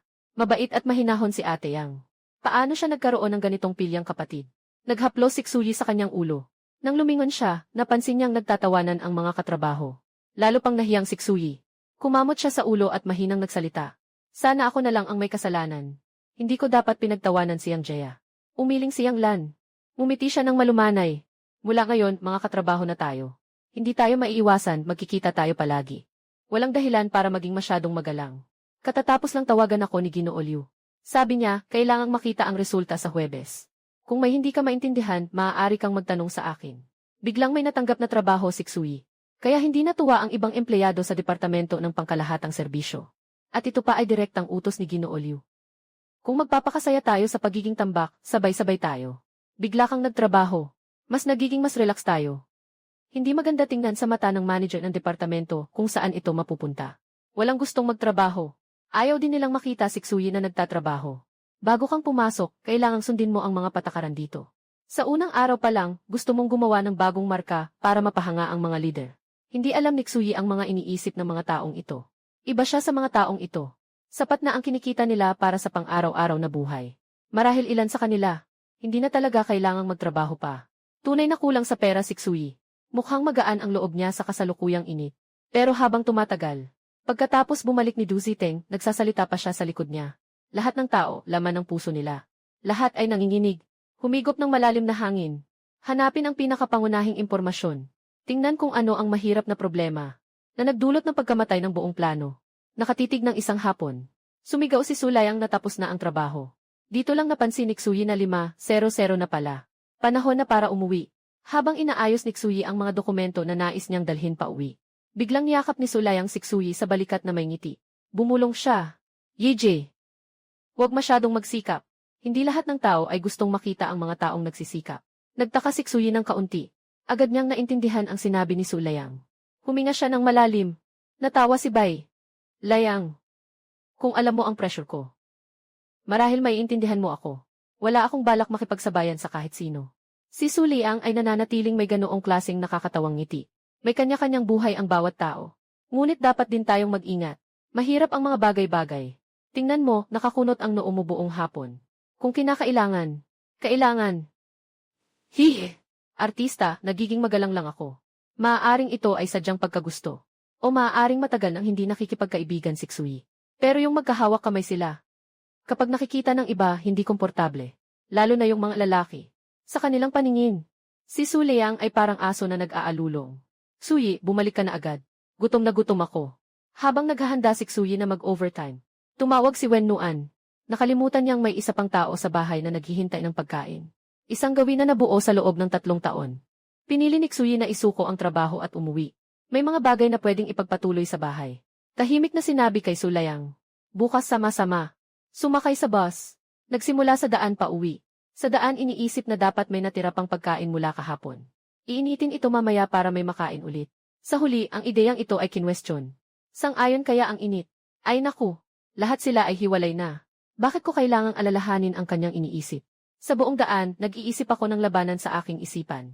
Sa huli, nagpasya akong huwag bumili ng gulay at umuwi na lang. Nang binuksan ko ang pinto ng kwarto, nakita kong nakasandal si Wen noon sa sofa habang kumakain ng chips. Nagkaroon ng itim na linya sa noo ni Xui. Mukha siyang malapit ng magutom. Nakita rin ni Wen Nuan si Xui. Agad na itinago ang mga chips. Nakakwadro sa sofa at sumigaw na gutom na siya. At pinilit si Xui na tawagan ang kanyang biyenan. Sabihin na inaabuso siya ni Xui. Malalim na huminga si Xui. Medyo abala sa unang araw ng trabaho. Hindi pa siya sanay. Huwag mo na lang akong tawagan sa nanay ko. Kamakailan lang, nagtatanong pa siya. Kung uwi ba tayo sa Pasko ngayong taon? Kung malaman niyang naghiwalay tayo. Wala kang magiging problema. Pero baka ako ang mamatay. Ay naku, ilang buwan pa bago ang Pasko. Huwag ka nang magreklamo. Hanggat hindi ako gutom na gutom. Binili ko ang gulay. Nasa kusina na. Magmadali ka na. Ayaw mong pumunta. Sasabihin ko sa nanay. Ikaw ang nagsabi na magpakasal na lang tayo. Bueno, hindi pa rin tinatawag na onti si Araw. Hindi naman ito inisip ni Xui. Pumasok sa kusina at nagsimulang maghanda ng hapunan. Tumingin sa mga gulay na nakatambak sa kabinet. Medyo nalilito si Xui. Hindi niya maiwasang umiti. Karamihan sa mga ito ay paborito niyang kainin. Hindi niya alam kung ito ay isang pagkakamali o sinadya. Abala si Xui sa pagluluto. Bigla niyang naisip ang trabaho na ibinigay sa kanya ni Liu Ruyan. Hindi niya maiwasang magtanong. Siya Onuan. Narinig ko na sa hangganan ng bagong at lumang distrito, malapit sa paliparan. May lupa na dapat ay redevelop. Nagsimula na ba kayong mag-isip tungkol sa bidding? Hindi ito bidding. Ito ay sa loob ng ilang kumpanya sa lungsod. Pumili ka ng isang taong sisisihin. Kahit anong gawin nila dito sa lupa, lugi pa rin. May connection daw sa board ng kumpanya. Para lang magsaya, walang masama. Paano? Kasama na rin ang bagong kumpanya mo sa bidding. Di alam ni Warm ang oras na lumabas siya sa pinto ng kusina. Nakatingin sa pinto habang nakasandal ang ulo, pinapanood si Xui magluto. Bigla siyang nagsalita at nagulat si Xui. Lumiko siya at nagkunot ng noo. Bakit ka nandito? Hindi ko rin alam kung ito ay sa bidding. Narinig ko lang ang mga kasamahan kong nag-uusap tungkol dito. Kaya nagtanong lang ako sa aking pagka-curious. Siguradong malulugi tayo. Ang paliparan ay para sa pagsasanay ng mga baguhang piloto. Hindi maaaring ilipat. Iyan yung lumang komunidad sa tapat ng dekorasyon ng lungsod. Minsan nag-ensayo ang eroplano sa gabi. Hindi masaya ang mga residente at ang paliparan. Wala tayong kapangyarihang ilipat dito sa ating opisina. Pero ayaw din nilang malugi. Kaya naghahanap sila ng isang biktima. Binitiwan ni Xui ang kutsilyo. Lumiko siya at nagkunot ng noo. Tungkol dito. Ang kasalukuyang bahay ay medyo maayos ang soundproofing. Ngunit ang mga tao ngayon ay naghahanap ng elevator. Hindi dapat lampas sa taas ng kasalukuyang gusali. Ang lokasyong ito ay hindi angkop para sa mga bahay. Magiging masikip ang trapiko sa umaga. Medyo mahirap ang pagkuha ng bata. Sa kabila ay ang istasyon ng mga pasahero ng Decoration City at maliit na Kalakal City. Hindi na malayo ay ang Datu Runfa at Wells Street. Parang anuman ang gawin ay nalulugi. Sino ang responsable sa mga pondo ng pagpapabuwal? Magluto ka muna. Gutom na ako. Mahigpit na nakahawak si Wen Nuan sa kanyang kamao, si Wei Li at Sui. Agad na humarap ang huli upang maghanda ng hapunan. Sa oras na ito, nagpatuloy si Wen Nuan. Ang pondo ay nasa ilalim ng responsibilidad ng opisina. Kailangan bumili ng lupa na ito. Sinasabing ito ay isang paligsahan sa bidding. Ngunit dapat bago ang auction. May mga taong tumatanggap ng utos. Para lang magpanggap na may say. Sa mga taon na ito, palaging nagbibigay ng pabor ang mga opisyal sa aming ilang grupo. Walang sinuman ang makatanggi. Hindi pwedeng gawing komunidad ang lugar na ito. Hindi rin pwedeng maging pamilihan. Kulang ang mga palapag kaya mukhang maliit. Kung mas mataas, hindi papayag ang paliparan. Isang gulo. Sana nga ay kunin ito ng Glory. Pagdating ng panahon, wala na silang panahon para mangarap o makipagkumpetensya. May ideya na si Xuyixin na seryosong nagluluto. Mukhang si Liu Ruyan na ang nakakaalam. Na ang gulo na ito ay mapupunta kay Rongyao. 2 araw, 400,000. Kung magkano ang mawawala kung malugi. Kung hindi magtatayo sa lupa sa loob ng 5 taon, mababawi ito. Sa harap ng opisina, pipilitin silang magtayo. Kahit anong gawin mo. Kasama na ang lupa at mga konstruksyon. Halos katulad lang ng utang mo sa akin. Ang sinasabi ko ay lugi. Sa totoo lang, ang pinakamahalaga ay ang pangalan. Huwag ka nang mag-isip ng mga walang kwentang bagay. Unahin mong alamin kung paano mo babayaran ang utang mo sa akin. Kapag naalala ko na ikinasal tayo at naghiwalay, sobra akong galit. Ngayon gabi, kakain ako ng 4 na putahe at 8 na plato. May balat ng itlog. Kakain ka ba? Hindi pinansin ni Xui si Wen Nuan. Habang kumakain, naapakan ang mga daliri niya ng higit sa 10 beses. Hindi rin ito inisip ni Xui. Pagkatapos kumain, naghugas ng pinggan. Si Wen Nuan ay nagmamadaling umakyat sa itaas. Hindi na naintindihan ni Xui. Bakit siya biglang nagalit? Wala naman akong ginagawang masama sa kanya. Hindi ko na lang iniisip. Ayusin ko na lang ang mga gawain. Bumalik din si Xui sa ikalawang palapag. Patuloy na tinitingnan ang mga dokumento sa kamay. Wala pang pangangailangan na gumawa ng plano ngayon. Kailangan niyang simulan ang pagpasok mula sa lungsod na ito. Hindi dapat limitado ang sikat ng araw sa pirasong ito ng lupa. Abala na abala. Nabuksan ang pinto ng silid. Biglang sumugod ang init na nakasuot ng pajama kay Xui. Pinalo at kinagat. Hanggang sa mapanatili si Xui sa ilalim. Ipinahayag ang tagumpay pagkatapos. Umalis nang may pakitang mayabang. Kasama na ang kinuha niyang cellphone ni Xui. Diretsahang sinabi kay Xui. Kailangan din ng malamig na panahon bago magdiborsyo. Na-block ko na si Du Zitong. Mag-ingat ka rin. Kung maglakas loob kang manligaw sa ibang babae nang hindi sinasabi sa akin. Ibabalik mo na ang pera mo ngayon din. Tumingin si Xui Sheng na walang gana kay Wen Nuan at nagbuntong hininga. Tanga lang ang pipili ng lalaking may utang na 4 milyon. Bukod dito, wala akong kahit anong reputasyon. Sino ang makakausap ko? Isang tao lang sa gigi. At inalis mo pa iyon. Wen Nuan, lumapit ka dito. Kailangan nating pag-usapan ito. Hindi ka nag-aatubiling akong saktan ng ganito. Lumapit ka dito. Habang tumatayo si Xui, agad na ginamit ni Wen Nuan ang cellphone ni Xui para tumawag sa isang numero. Nang tumayo si Xui, biglang sumigaw si Wen Nuan. Inay! Si Xui ay gustong saktan ako. Lumalaki na ang sitwasyon. Hindi inasahan ni Xui. Natatawagan ni Wen Nuan ang nanay. Ibinaba ang lahat ng ginagawa at ipinaliwanag sa nanay sa kabilang linya na nag-aaway lang sila ni Wen Nuan. Walang balak na manakit. Ninakaw ng matandang lalaki ang telepono. At hindi nagdalawang isip na pinagsabihan si Xui. Walang gaanong naabot sa buhay ang matandang ito. Pero may isang bagay siyang maganda. Hindi kailanman pinakain ang kanyang ina. At hindi kailanman nagalit sa kanya. Narinig kong balak ni Xui na saktan ang kanyang asawa. Hindi na nakatiis ang matanda. Sa huli, nakiusap si Xui kay Wen Nuan na magpatotoo. Dahil dito natapos ang usapan. Inutusan ng nanay ko. Na kailangang umuwi sila ngayong taon sa bahay para magdiwang ng bagong taon. Para hindi na sila abalahin pa ng mag-asawa. Kung hindi sila umuuwi, wala rin namang kahulugan ang pagdiriwang ng bagong taon. Tinapik niya ang telepono. Nakahiga si Xui sa tatami. Nakatingin sa bubungan ng walang lakas. Sige na, sige na.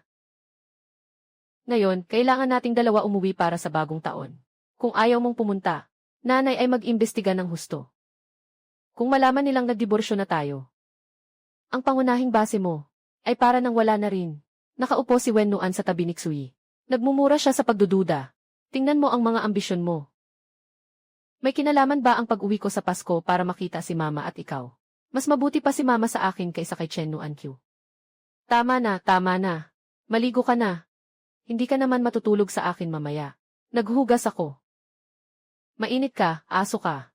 Habang naglalaro sina Wen Nuan at Xui. Si Du Zitong ay nakasakay na sa eroplano pa uwi. Hindi na siya makapaghintay pa.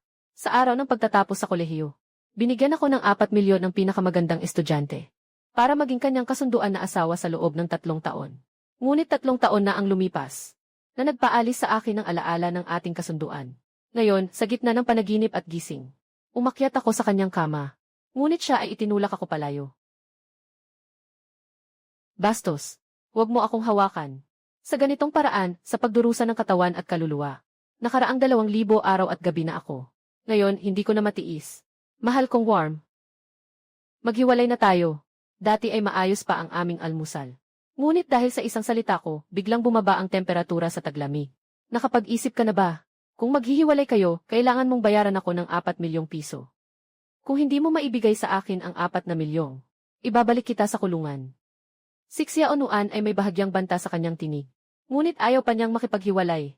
3 taon na ang nakalipas at nasanay na siya, na may isang tao na tinatawag na Xui sa kanyang tabi. Umiti ako at tumango. Makipaghiwalay na tayo. Kung maghihintay pa tayong bumalik siya bago maghiwalay, hindi na ito magiging maganda. Sa loob ng 3 taon na ito, salamat sa pag-aalaga mo sa akin. May utang akong 4 milyong piso sa iyo. Gagawan ko ng paraan na mabayaran ka sa loob ng 1 taon. May oras ka ba ngayon? Pupunta tayo mamayang hapon para ayusin ang mga papeles ng diborsyo. Ang pagiging mayabang ni Xiao Nuan ay hindi na ako binigyan ng pagkakataon. At hindi na kailangang maghapon. Bukas sa Civil Affairs Bureau, hindi pa umaabot ng 1-0 minuto. Lumabas na kami mula doon. Ni hindi man lang ako tiningnan ni Xiao Nuan. Umalis na kami sa sasakyan. Ako na lang ang naiwan sa labas ng pinto. Punong-puno ng pait ang mata ko. Hindi pa kami nakakalayo ng 200 metro sa pagmamaneho. Isang tawag ang nagpasindi kay Xiao Nuan na ihinto ang sasakyan sa tabi ng daan. Katatanggap lang ni Du Ziteng ng tawag. Katatanggap lang ng tawag. Mula sa kabilang linya ay narinig ang isang pamilyar ngunit kakaibang boses. Xiao Nuan. Bakit siya ang sumagot sa tawag kagabi? Dati ay sobrang masaya ako at gusto kong sabihin sa'yo. Malapit na akong umuwi sa bansa. Nang matapos kong sabihin, siya pa ang nagsabi sa akin na naiintindihan niya. Gusto bang sabihin ito na kayo ay? Du Zitong. Pakiusap, itigil mo ang pag-iisip ng mga maruruming bagay. Iniwan ko ang cellphone ko kagabi sa unang palapag. May iba pa bang bagay? Abala ako. Nang marinig ang boses ng ibang babae sa telepono, agad na binabanik siya unuan ang tawag. Bigla niyang naisip na siguro talaga pinilit ng pinto ang ulo niya noon. Bakit niya nagustuhan ang ganitong kalokohang lalaki? Pagkatapos ng hiwalayan at sa pagkairita kay Du Zitong, wala na siyang gana pumasok sa trabaho. Si Vice President Wen na hindi kailanman nag-absent ng walang dahilan ay kamangha-mangha sa kanyang pagliban. Bumabiyahe pabalik sa bahay ni Wen. Pumasok si Wen Nuan ng direkta sa kwarto. Si Chen Nuan Q na hindi pa nagigising. Nakatingin siya sa kanyang mahal na anak na babae. Pagkatapos ay niyakap siya nito. Nanay. Nakipaghiwalay ako kay Xui. Sa bahay ng Wen sa ganap na 11:00. Napilitang umupo si Xiao Nuan sa sofa. Hamon sa pagtatanong ng mga magulang. Si Lao Wen ay isang taong mahilig mag-alaga sa anak. Pero ngayon, hindi niya iningatan ang anak na babae niya. Hinahayaan niyang mapagsabihan ang minamahal niyang anak. Maliit na warm. Talagang hindi mo alam ang iyong ginagawa. Palagi mong inaapi si Xui. Hindi na kita papatulan pa. Pero paano ka makakapagdiborsyo? Sa mga nakaraang taon, naging maayos ang iyong trabaho. Sino ang tumulong sa iyo sa likod? Yung mga trabaho mo. Alin dito ang hindi ginawa ni Xui sa gitna ng gabi para sa iyo? Inaalagaan ka niya sa bahay. Nasayang ang lahat ng kakayahan ni Xui. Bawat umaga at gabi, siya ang naghahanda ng pagkain para sa iyo. Inihanda na niya ang tubig para maligo ka. Pati mga panloob mo, siya ang naglalaba. Hindi ko na alam kung sino ang nagsabi sa akin noon. Ang saya talaga kapag may lalaki sa bahay. Ngayon, sinasabi mo sa akin na naghiwalay na kayo. Parang napakamalas ni Xui sa buhay. Nakatagpo ako ng ganitong bagay sa iyo. Medyo nahirapan si Xiao Nuan sa kanyang mukha nang siya ay pinagsabihan. Itinaas ang dibdib at sumagot. Ako ang anak mo. O si Xui. Sasabihin ko sa iyo. Si Xui ang nagmungkahi ng diborsyo. Ang anak mo ang iniwan ng iba. Nang marinig ito, hindi na nakapagpigil si Lao Wen sa tabi. Nagsimula siyang mag-ingay at kinuha ang kanyang cellphone para tanungin ang batang iyon. Anak na babae ni Wen. Saan siya nagkulang para sa batang iyon?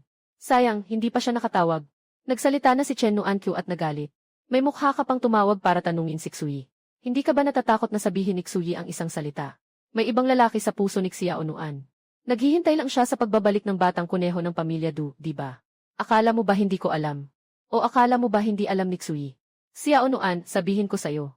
Kapag naglakas loob kang makipag-date sa batang kuneho ng pamilya Du, babalikatin ko ang lahat ng bahagi mo sa kamay mo.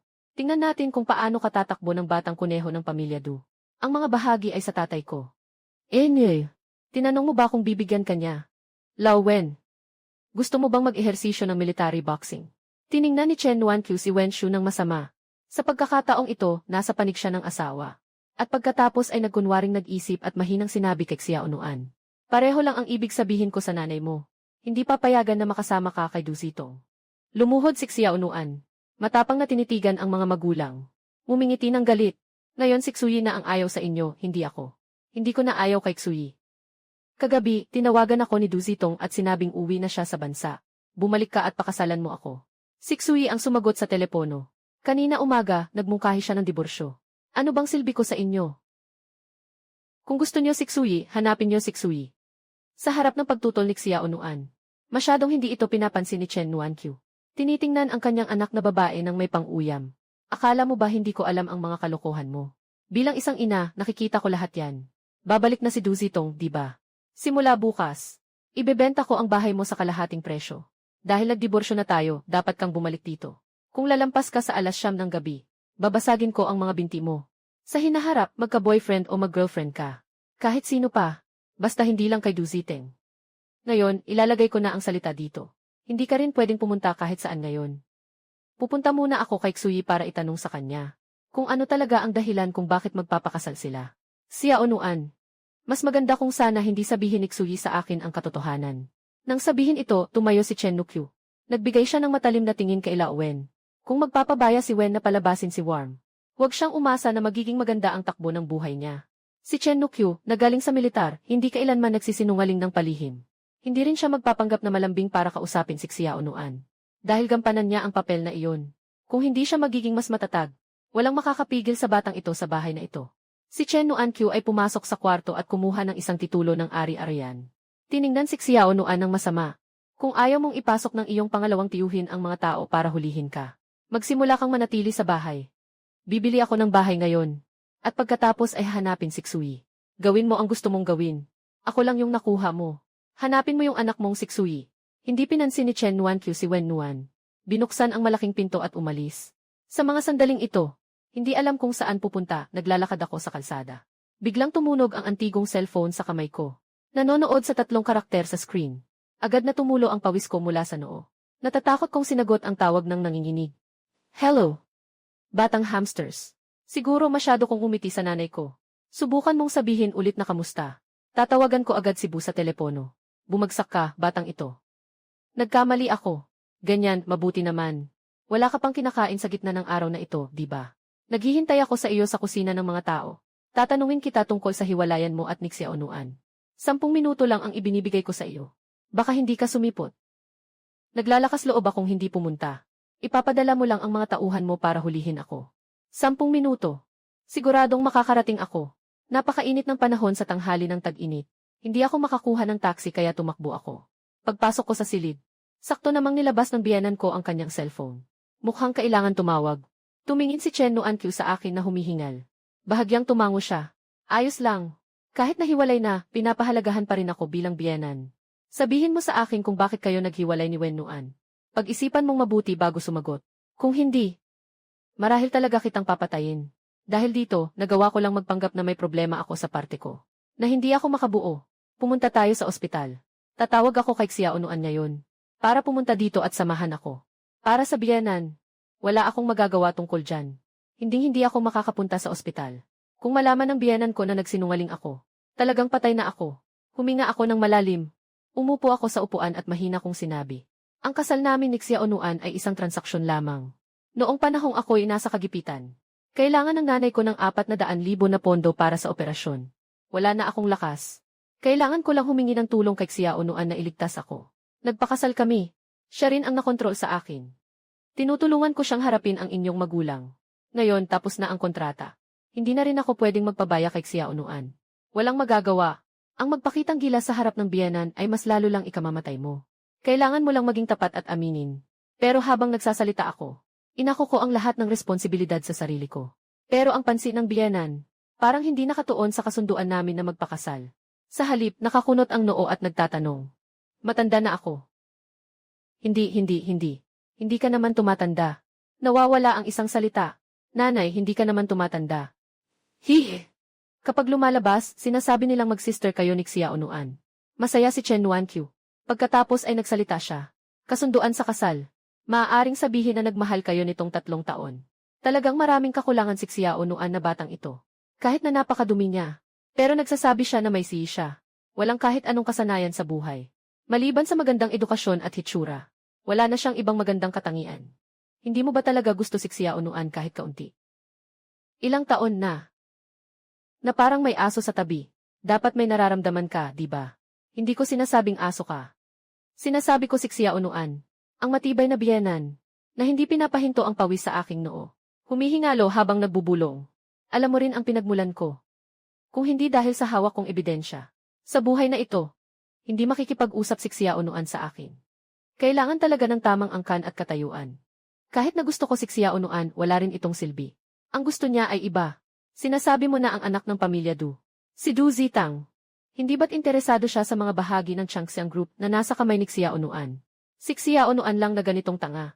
Ang makakapaniwala na talagang gusto siya ng kanyang kuya Zitang. Sinasabi mo na gusto mong makipaghiwalay pero hindi mo man lang sinabi kay mama. Ano na ngayon ang gagawin?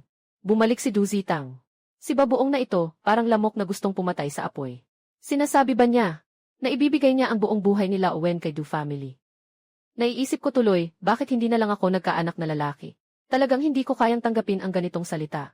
Hindi rin naman ako tumango. Pero salamat na lang, hindi masyadong pinahirapan ni Chen Nuan-Q ako. Kinuha niya ang 100,000 yuan mula sa bag at ibinigay sa akin. Kung maghihiwalay, maghihiwalay na. Ako si Chen Nuan-Q, hindi ako yung taong konserbatibo. Sa loob ng 3 taon, tinawag mo akong nanay. Ngayon, hindi ka na aking manugang. Pero isa ka pa rin kalahating anak ko.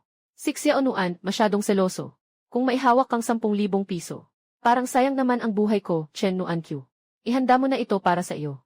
Huwag mong isipin na umalis sa lungsod na ito. Kung sakaling may mangyari sa akin at kaila Owen, kailangan mo pang tumulong. Tama bang tumanggi ka? Pipilitin kong ipahuli ka ng mga tao sa grupo. Hindi. Hindi ako tatanggi. Mahina ang kamay ng tao. At hindi ito maliit na halaga. Ngunit talagang natatakot akong hindi tumanggap. Ang tapang ng biyenan.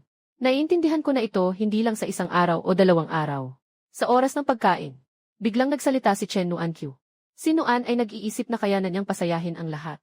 Habang abala akong kumakain, tumango ako. Bakit kaya tingin ni Chen Nuan-Q ay ang ganda ng aking manugang? Magandang lalaki. Sakto siya kay Wen Nuan. At saka, napakatalino. Nakatingin siya sa akin. Gusto mo bang bumalik sa Changxiang Group? Maaari kong ipagawa kay Lao Wen na bigyan ka ng posisyon bilang pinuno ng planning department. Umiti ako ng may pighati at umiling. Ma, tigilan mo na yan. Bumalik na ako sa mga pangarap. Akala pa niya ay patuloy akong sumusunod sa kanya. Naghiwalay na, dapat may distansya. Saka na. Hindi alam ng mga empleyado roon ang tungkol sa amin ni Xiaonuan. Pero nakita na ako ng mga nakatataas. Babalik na ang isa pang tao. Sinasabi ko man, ako'y isang mainit na ex-asawa. Nakikita ang ex-asawa na kasama ang ibang lalaki. Siyempre, hindi ka magiging komportable. Kaya nga, ibigay mo na lang ang buhay ng maliit na aso. Ayos ba? Malinaw na may kaunting pagkadismaya si Chen Nuan-Q. Tahimik na nagbuntong hininga. Ikaw, yung kaunting kayabangan mo ay inilaan mo sa amin. Walang kahit kaunting ibinigay sa maliit na tanga na si Xiaonuan. Akala pa niyang, lahat ng kakayahan mo ay siya ang nagturo. Dahil sa pinilit mo ito. Hindi na kita mahihirapan. Pero nagdiborsyo kayo ni Xiaonuan. Huwag ka munang magmadaling magpakasal. Kapag nakatagpo ka ng babaeng gusto mo, sabihin mo sa nanay mo. Napakamalambing niya. Gamitin natin ang pera para mapabili siya. Hindi pa ako magmamahal sa maikling panahon. Unahin nating ayusin ang problema. Tapos, bumili tayo ng bahay sa lungsod na ito. Pag-isipan mo muna ang tungkol sa pag-ibig. Dapat na po kayong maglaro ng mahjong. Iyan na ang ika-4 na tawag ni Tita Zhao. Habang nagsasalita, tumunog ang telepono ni Chen Nuan-Q. Sinagot ni Chen Nuan-Q ang tawag. Agad siyang nagsalita ng galit. Pilit ng pilit, parang mamamatay na ako. Kumakain lang si mama kasama ang manugang. Ang dami ninyong paabala. Hintayin ninyo lang. Manalo ka ng pera mo. Nasa tabi mo ba si Xiaoyi? Dalhin mo na kasama. Hayaan mong pahalagahan ni ate. Si Xiaoyi ay marunong magluto ng maganda. Walang hiya. Huwag mo akong tuksuhin na maging biyenan ko. Maraming aso sa labas. Xuyi, tinanong ka ni Auntie Zhao kung aalis ka ba? Hindi, Auntie Zhao. May lakad pa ako mamaya. Bibili ako ng gulay para kay Xiaonuan. Sasabihin na natin dito. Bigla akong napatigil. Talagang nagiging ugali nga ito. Ang magandang kapatid sa telepono ay nagalit at sinabing, Yifei, Chen Nuan-Q, lumapit ka at magdusa ka. Ang matibay na biyenan ay umalis. Sumakay sa isang napaka-discreet na G6. Muli akong bumalik sa kalye na may maasim na mukha. Pagkatapos ay hinawakan ko ang aking kamao. Isang bagong buhay ang magsisimula. Bibili ng sigarilyo. Medyo positibo ang aking pananaw. Pagkatapos bumili ng sigarilyo, pumunta na ako sa ahente para maghanap ng bahay. Sa huli, pinili ko ang isang bahay na medyo mataas ang presyo. Isang duplex sa itaas na palapag. Ang utang na 4 milyon ay hindi basta-basta makukuha sa pagtitipid. Kailangan kong bayaran ang utang. Hindi sapat ang umasa lamang sa pagtitipid. Sa kabilang dako, si Xiaonuan ay nasa bingit ng pagkabasag. Nabenta na ang bahay. Dahil sa isang simpleng pahayag, sinabi ng biyenan kay Xiaonuan. Nawala ang bahay sa pagsusugal sa mahjong kay Tia Zhao. Kung mayroong mga opinyon, makipag-ugnayan sa apelyidong Zhao. Tungkol sa Chezhao na palaging pinipilit siyang tawaging ate mula pagkabata. Si Xiaonuan ay patuloy na nananatiling may paggalang ngunit malayo sa kanya. Itong matandang hindi na marunong magrespeto ay hinahabol siya tanungin. Kumusta ang aking lakas? Ito'y nagdudulot ng isang inosenteng init, na hindi alam kung paano sasagutin. Sa aspetong ito, ang init ay malinis na parang isang puting papel. Sa oras na ito, nakaupo si Warm sa tabi ng kama, nakatungo. Talaga bang gusto niya si Du Zitong? Itinuring pa rin siyang isang espiritual na kanlungan. Matagal na siyang nasa ibang bansa. Sa totoo lang, ang panahon ay unti-unting nagbawas ng lahat. Noong bagong kasal pa lang kami. Isang tawag mula sa malayo ang nagiging usapan hanggang madaling araw. Habang lumilipas ang panahon, ang usapan sa madaling araw ay naging isang oras na lang. Sa huli, maaaring siyang maghang-iwi kapag sinabi kong kumain na. Gagawin ko rin kapag nasa pinakamabigat siyang araw bawat buwan. Maagang gigising. Magluluto ng isang mangkok ng sopas na may ulo ng isda at tokwa. O kaya ay sabaw ng ribs. O maghahanda ng ginger at goji berry na tubig sa thermos. Ipapadala niya sa trabaho kasama niya. Sa isang iglap nalito si Xiaonuan. Ang anyo ni Du Ziten sa aking isipan ay unti-unting nagiging malabo. Sa halip, ang aking anyo ay unti-unting nagiging malinaw. Hindi makatiis si Wenwen sa sitwasyong ito. Siya ang iniwan ko. Hindi pinapayagan sa ganitong sitwasyon. Naisipin pa ang lalaking ito. Ang pakiramdam ni Xiaonuan na parang malapit ng bumigay ay kinuha ang susi at cellphone. At tumakbo palabas ng bahay. Sa bar, si Xiaonuan ay tumingin sa banyagang kapaligiran. Nag-ipon siya ng lakas ng loob na pumasok sa lugar na hindi pa niya napuntahan. Nalabis niyang kinamumuhian. Ngunit kailangan niyang ilabas ang kanyang nararamdaman. Habang umiinom si Xiaonuan, lalo siyang nagagalit. Paano ba naman hindi siya makagalit sa taong siksui? Maliban sa masarap siyang magluto. At mabilis mag-ayos ng kwarto. Linisin mo ng mabuti ang damit. Maging mas matalino ka. Maging mas gwapo ka. Ano pa ang ibang mga kagandahan? Ang pinakamahalaga ay, itong taong ito ay naglakas loob na maghain ng diborsyo. Ipinagpalit ang aking init. Hindi napansin ni Xiaonuan na siya ay lasing na. Wala siyang kahit anong alaala kay Du Zitong sa isip niya. Ang lasing ay hindi dahil sa inumin kundi sa sarili. Hello, maganda. Pwede bang bigyan mo ako ng isang pagkakataon? Imbitahan kitang uminom. Hindi na niya maalala kung ilang beses na siyang lumapit para makipag-usap. Gusto lang ni Xiaonuan na mag-inom ng tahimik mag-isa. Tumitik siya pabalik. Ang lalaking ito na may edad na mga 41, nakasuot ng mga kilalang brand. Tanong ni Xiaonuan na may nakakunot na noo. Ang kita ko sa isang taon ay may 6 na numero. May relo akong higit sa 1,000,000. May kamag-anak akong nasa antas ng deputy minister sa bahay. Kulang ako ng isang baso ng alak mula sa'yo. Umiti ang gitnang taong lalaki. Lumiko siya at umalis. Sa tono niya, nararamdaman niyang hindi siya tinatanong ng babae, kundi sinasabi sa kanya. Lahat ng sinasabi niya ay alam na niya. Nang handa na si Xiaonuan na umalis, may isa na namang kabataang lumapit sa kanya. Magbigay ka ng pagkakataon. Nakatitig ang mga kaibigan doon. Uminom tayo ng isang baso. Ang mag-isa, ang hina ng loob. Hihi! Ang binti ni ate ang ganda talaga. Di mo ba mamarapat ang hawakan ni kuya? Mainit na ang alak sa baso. Ibubuhos ko sa mukha ng batang sosyalan. Yung middle-aged na lalaking paalis na sa malayo, bumalik pabalik. Nakaupo sa hindi kalayuan. Tila siya ay naghihintay ng pagkakataon para sa isang bayani na iligtas ang babae. Ang kabataang nawala ng mukha ay hindi na nagtatago. Nagangalit at nagmura ng bitch. Itinaas ang kamay at handang manakit. Ngunit hindi bumagsak ang kanyang kamay. Nahawakan ang kanyang pulso ng isang tao. May isang matabang tao na lumitaw sa tabi ng kabataan. Si Shenjin ay nagalit dito. Gusto mo bang dalhin ka palabas? Hindi lahat ng tao ay pwedeng hawakan mo. Alam mo ba, sa malayo, napansin din ng mga kaibigan ni Shenjin ang kakaiba dito. Nagsitayo sila at lumapit. Ngunit hindi man lang tiningnan ng maliit na mataba. Hinawakan ang braso ni Shenjin at itinapon ito sa tabi. Sa malambing ng ngiti kay Xiaonuan. Ate, bakit ka nag-isa? Si Xiaonuan na lasing na, ay nakatingin ng malabo sa maliit na mataba sa harap niya, na nakayuko at nagtanong ng may pagkamausisa. Kapatid ni Xuyi. Kapatid na parang magkaibigan. Ang apelyido ko ay Son, tawagin mo akong Fubao. Itong bar na ito ay pinagsamahan ng tiyuhin ng aking tiyahin at iba pa. Madalas akong nandito. Ate, nag-drive ka ba? Hindi ito ligtas sa ganitong oras.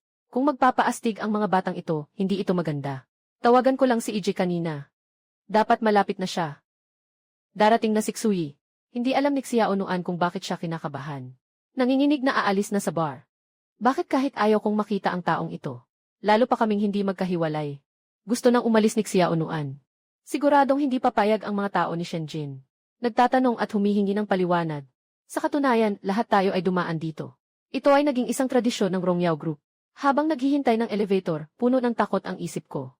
Naisip ko kung ito ba ay isang parusa sa paghihiwalay. Kakahiwalay lang. Ngayon ay pinagsabihan ako ni Chen Nuan Q. At pagkatapos ay bumaliksik si Yao Nuan. Kanina umaga, muntik na akong masagasaan. Hindi pa maganda ang interview. Bumukas ang elevator. Habang may mga kakaibang ideya akong nasa isip, isang hakbang pa lang ako. Naramdaman ko ang isang malambot na bagay sa aking dibdib. Hindi ko pa naisipan kung ano iyon. Bigla akong tinamaan ng isang malakas na suntok sa aking tiyan. Pagkatapos, narinig ko ang matinis na sigaw sa aking tainga. Wala ka bang mata habang naglalakad? Nang aabala ka sa akin. Gusto mo bang mamatay? Bago pa man bumaba ang boses mo. Hinawakan na ang buhok ko. Nagalit ako ng isang suntok at hawak pa ang buhok ko. Hinawakan ko ang buhok ng babae. Sumigaw ang babae. Malupit na pinatungan ng high heels ang sapatos ko. At saka ako umiyak. Ngayon, malinaw na sa akin ang tao sa harapan ko. Siya ang babae na halos nakabangga sa akin kanina. Sabihin mo sa akin kung anong departamento ka. Ngayon din, gusto kong tanggalin ka sa trabaho. Bitawan mo ako. Habang nagsasalita, lalo pang humigpit ang pagkakahawak ng babae. Dahil hindi ko naman iniisip na ako ay isang Ginoo, hindi rin ako nagpakita ng awa. Nanggigigil akong sumigaw. Hindi ako taga-kumpanya nyo. Halos nabangga mo ako sa ibaba. Naghahanap ako sa'yo, wala akong mahanap. Si Xui ay nakasandal. Tumingin sa mga dokumentong nasa harap. Medyo kumikilos ang kanyang labi. Si Xiao Yangjia ay kumuha ng lata ng inumin sa bulsa. Ipinatong din ito sa mesa. Humihingal na parang hingal. Sabi ni Ginoo Liu, ipapasa ko sa'yo lahat ng mga dokumentong ito. At saka, sinabing dalhan kita ng kape. Mahihirap ako. Kaya pumunta ako sa marketing para bumili ng isang bote ng inumin para sa'yo. Huwag mong sabihin kay Ginoo Liu. Tinitingnan ang batang walang anuman na nakangising nakatukod ang kamao, na parang nakakatakot. Sui ngumiti. Itinapon niya ang inumin sa kanya. Salamat sa iyong pagsisikap, siya o Sekretarya Yang. Ituring mo na ito bilang pasasalamat sa iyo. Walang pakialam siyang Jia, tinanggap niya ang inumin. Pagkatapos, naalala niya ang isang linya ni Xui mula kay Xiao Kyushu. Nagalit siya agad. Tumindig siya ng matigas, may matapang na tinig at sigaw. Saan naman maliit ang ate? Si Xui ay humawak sa kanyang baba. Nagkunwaring nag-iisip habang nakatingin kay Yang Jia. Tiake. Bata pa talaga. Ek! Si Xui ay nananakit sa akin. Si Yang Jia ay agad pumasok sa karakter. Malapit nang umiyak si Xui. Dahil dito, nagpanik si Xui. Agad siyang tumayo. Hindi man siya humingi ng tawad, hindi rin. Sa oras na yon, lumabas siyang Lan mula sa opisina. Pinukpok niya ang ulo ng nakababatang kapatid. At saka umiti kay Xui.